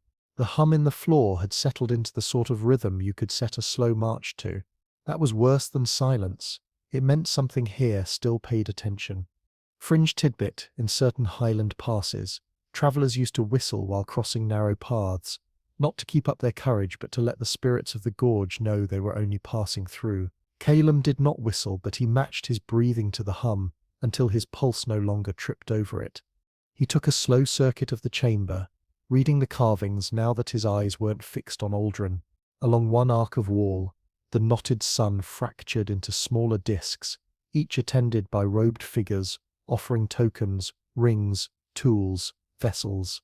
On the opposite arc, those smaller discs drifted toward a central shape, coiling into its shadow, until the carvings gave way to the smooth stone surrounding the disc's seat. The story was obvious if you allowed yourself the old reading. Many give to the one gives to what lies beneath. Whether the giving was voluntary, historians still argue. Cerelon followed his gaze. Tribute, he said. The word landed in the air and stayed there, as though testing its weight. The queen's absence pressed harder now. Callum imagined her in the great hall, pacing near the sealed breach, wondering whether the silence below meant her husband's triumph or the start of something she had feared longer than she'd admit. She would not call down to them, she would wait, because whatever was happening down here would not be hurried by shouts from above. The salamander reappeared, pale and unhurried, slipping along the curve of the wall before vanishing into a fissure near the coins. It seemed absurdly domestic, as if the creature kept its own roots regardless of who had come to trespass. Calum envied it, that private map immune to royal ambitions. At last he gestured toward the corridor. We leave, for now. It was an agreement with the room more than an order to the others. Cerelon's jaw worked, but he fell in behind the alchemist, the guards close on their heels. Retracing their steps was easier in the physical sense. Upslope, familiar turns, but harder in the mind. The mosaic plates still clicked underfoot, and Calum found himself listening for any change in their rhythm. None came. The air cooled as they rose, the glow dimming in polite degrees until the lantern's flame was again the dominant light. When they reached the throne platform chamber, it was empty. No coins remained here, only the shallow depression where the mound had stood, a dry ring like the mark of a long evaporated tide. The rope ladder still hung from the spiral stair, swaying gently in a draught too subtle to feel. They climbed. Above, the carvings in the stair walls were calmer now, the heat gone from their lines. Calum touched one of the knotted suns in passing, and found it only stone, as inert as any palace step. Emerging into the great hall was like walking into another century. The planks over the dais still bowed slightly from the weight they'd borne earlier, but the salt ring had scattered, and the air was cooler. The queen stood near a pillar, eyes fixed on the opening they'd come through. She read their faces, found no king among them, and closed her own in a slow blink that might have been grief or calculation. What lies below? She asked. Calum considered the scholarly answer, the evasive one, the soothing one.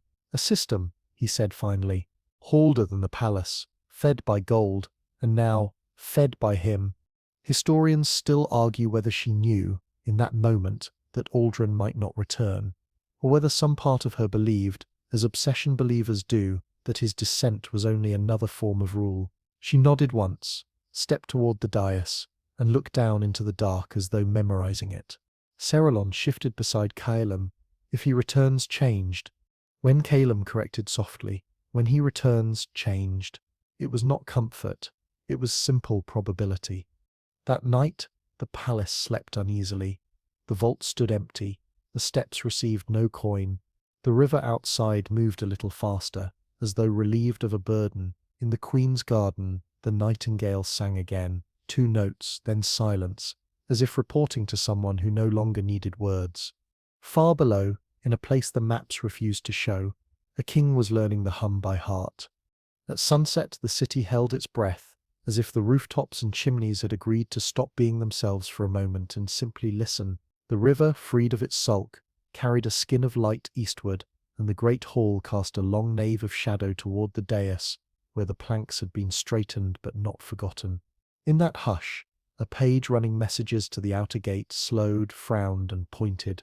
There, on the topmost stair, where chalk lines had once insulted stone, and where salt had learned to be a circle, rested a single coin. No procession of siblings followed it. No warm breath rose through the stair to announce it. It lay as if delivered by a hand that had finally learned the meaning of last. The guard who found it did not touch it at once. He stared. He told himself, very calmly, that it would be warm the way all the others had been, and he was wrong. When he lifted it with 2 fingers and set it on his palm, cold ran through his skin, as if he had picked up the absence of fire. The crest was the same sun, but the knotting at the rim was altered. The purposeful wobbles had tightened, closing their mouths. They brought it to the queen, who stood with Calum beneath the windows, the last of the sunlight broken by old glass into lenses of honey. She held the coin and did not flinch at its cold. It was the temperature of decisions. Calum leaned close, eyes narrowing at the rim. The hollows had become almost letters, not the open script of invitation, but a closure. He remembered the chalked suns he had drawn inward for the resin, working, and felt the rasp of recognition. Cerelon arrived breathless, carrying a fragment he had torn from the fish-skin codex and tucked into his sleeve. He spread it on the table, inked lines of a sun whose rays turned inward upon themselves, and a gloss from a monk's bored afternoon. When the count would cease, send the last to seal. The scribe had drawn a tiny hand beside the note, fingers pinched as if placing a lid upon a jar. Historians still argue whether such marginalia are commentary or whimsy, but the queen took it for instruction. Aldrin had not returned. Below, the disk had not reopened. The chamber had not altered its hum. Above, the single coin waited to be told what to be. The queen weighed it in her palm and remembered the first time she had seen her husband cradle a newborn, awkward and fierce at once. She set the thought beside the coin and chose, "Not to the vault," Calum said, reading the line of her jaw, "and not back to the stair," as tribute. He did not add the third place aloud, because the great hall had learnt to listen. She nodded anyway. The throne was a lid as much as a seat. It had always been both. They set the hall as carefully as a chapel before a vigil. Torches were steadied. The kennel hounds were led out and given meat and sleep. The captain posted men who would not whisper. From the chapel came the priest with a bowl of water from the basin that stayed cold even in summer. From the workshop came Kellum with a small pot of his resin, the same ash, the same beeswax, the same powdered iron that had made mirrors in a wine cellar. He added a pinch of river silt this time, a new ingredient for a system that had started to obey the river's moods. The queen held the coin while Calum smeared a thin ring of resin along the seam where planks met the stone lip of the dais opening. He did not uncap the whole pot. He drew a line no wider than a cord, no thicker than a good promise. When he finished, the queen rested the coin on the resin at the exact center of the seam, not atop the planks, not sinking, but bridging. It fit as though the wood and stone had been waiting for a clasp. A mainstream historical fact slid in with a dry, reassuring dignity. In royal mints, finished coinage was tested at ceremonies like England's old trial of the PYX, where jurors measured weight and fineness to ensure the realm's money met its oath. Here, too, a test of standard was being made. Only the scale was a hall, the jurors were everyone breathing, and the oath was to a quiet that would not devour its keepers. Historians still argue whether kingship is contract or costume. The coin made its own argument by choosing to be neither money nor ornament but seal. They waited. Resin learned the temperature of stone and became itself. The coin did not warm, it did not hum, it merely agreed. Beneath the dais, the hum that had been patient changed by one measure, as if a choir had added a held note beneath a melody. The floor did not breathe, it rested. The shadows drew back from the walls, thinner, less sure of their errands. Cerelon whispered that in the old coast tales, there came a day when the river bent back to its bed and the keeper slept, and the ruler above ruled again if he had learnt to accept that above depended on below. Historians still argue whether paying Danegeld bought peace or invited more demands. Tribute has a way of being remembered by the mouth and forgotten by the hand that gives it. The queen did not mean to pay again. She meant to end the count. Night slid its fingers between the torches. The last coin lay where she had placed it, catching only the minimum of light, the way a closed eye catches dream. Callum touched the rim once with the tip of a nail. Cold met him like water in a baptismal basin. He nodded to the captain. The planks remained. The salt, that poor bride's ring, stayed scattered. No circles tonight. Fringe tidbit, for the ledger minds that still needed it in some towns, sufferers of the king's evil once pressed coins, blessed by a monarch against their skin, swearing the touch cured them.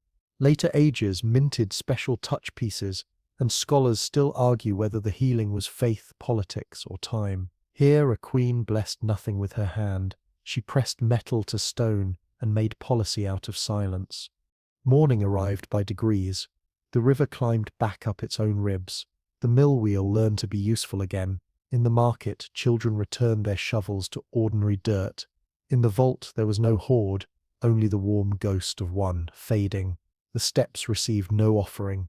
The kennel hounds slept with their noses pointed toward the kitchen instead of the throne. The stubborn torch remembered, it preferred to lean away. And below, in the chamber of rings, the dark disk held shut. If a listener put ear to the metal there, she might have heard a heartbeat deeper than the palace. A pulse that kept the rhythm, now not with coins but with a man. If a scholar wanted to write it in the ledger, he would have to call it what it had become, keeping. The king had gone down with his fist of gold and become part of the mechanism that guarded the realm from its own appetite. Not saint, not monster, not treasure, keeper. The queen did not announce any of this. She appeared in the balcony on the third day, cloak bright, hair braided, and spoke of roads and grain and repairing riverbanks. The people cheered, because people prefer continuity to explanations. In council she signed decrees with a steady hand, and when the wax cooled, she did not touch it with any rim. In the solar she placed the ledger on a shelf where light could find it and did not open it again. If the nightingale sang, she listened. If it did not, she slept. Sometimes, in the hour when the city learned to be quiet, she walked the hall and rested a palm on the throne's armrest. The marble felt like marble, and under it, the restful hum of a long machine that loved its task. She would remember, with a small smile that had no joy in it but had peace, the crocodile dung sunscreen joke and how the body always wants a recipe. This had not been a recipe, it had been a choice. No fresh coins came, the last one remained where it had been set. A small moon soared to a horizon. The kingdom's future hung where futures like to hang, between the way a thing had always been and the way it is now. Historians will quarrel with good ink over what was awakened, over whether a queen saved a king or a king saved a city, by agreeing to call sleep sovereignty. In kitchens and guard rooms, the story will be simpler. The gold stopped walking, the river came home, and the throne learned to be heavy again. Breathe out a little longer now, letting whatever weight you carried drift to the floor, the way dust settles after the banners stop moving. The hall is quiet again in your mind, the torches trimmed, the stones remembering how to be stones and not doorways. Somewhere a nightingale sings two notes and changes its mind, and even that small interruption feels like permission to rest. There is a coin lying at the seam of wood and marble, not asking anything of you, only agreeing to be still. That is enough for tonight.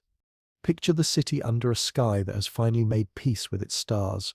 Roofs make their old shapes, not listening posts, and streets curl around sleeping houses like cats around warm ankles. The river slips past with its soft shoulder of sound, brushing the pilings, stroking the mud, returning to the task it does best, carrying light where it can, secrets where it must, and forgetting most of what happened on its banks, because forgetting is a mercy. You can join the river's pace if you like, slower on the bends, steady in the straights, never in a hurry to arrive anywhere except the next breath. Down below, farther than steps can count, imagine a chamber that no longer glows like a wound but rests like a heartbeat behind a lullaby. The rings of coins are only history now, not appetite. The disk is shut. The hum is regular, gentle, an engine that warms a winter house without asking to be praised. Someone keeps watch there, not needing sleep the way ordinary people do, and in that keeping there is a promise you don't need to examine. You can let it be. The old arguments can wait for morning, and even then, they can take their time. Let your shoulders drop, as if you've set down a bucket at a well and discovered there is already water waiting. The queen has left the hall. The alchemist has washed the resin from his hands. The scholar has closed his fish-skin book and allowed himself the sin of an unfinished sentence. The guards find the warm patches in the flagstones and learn how to stand easy again. You can too, feet uncurled, jaw unclenched, breath like the slowest tide. And if your mind wants to wander, give it something soft. A kitchen at dawn, flour dust, turning the first light into gold you can eat. A stable at night, the calm sound of animals rearranging dreams. A garden with a small fountain that never learned the word crisis. You can visit any of those rooms and borrow their quiet the way you might borrow a shawl. it will keep until morning. Whatever coins you've been carrying, questions, worries, the small obsessions you cradle without meaning to, you can set them down on the nearest safe surface. They won't roll away, they won't arrange themselves into rings. They'll be there if you need them, and if you don't, the room will keep them warm without asking for a ledger. Tonight, the last thing you have to do is nothing. Let the fan hum, let the dark soften at the edges, let your thoughts drift like banners that finally remember their own fabric. The palace closes its eyes, so can you. Good night.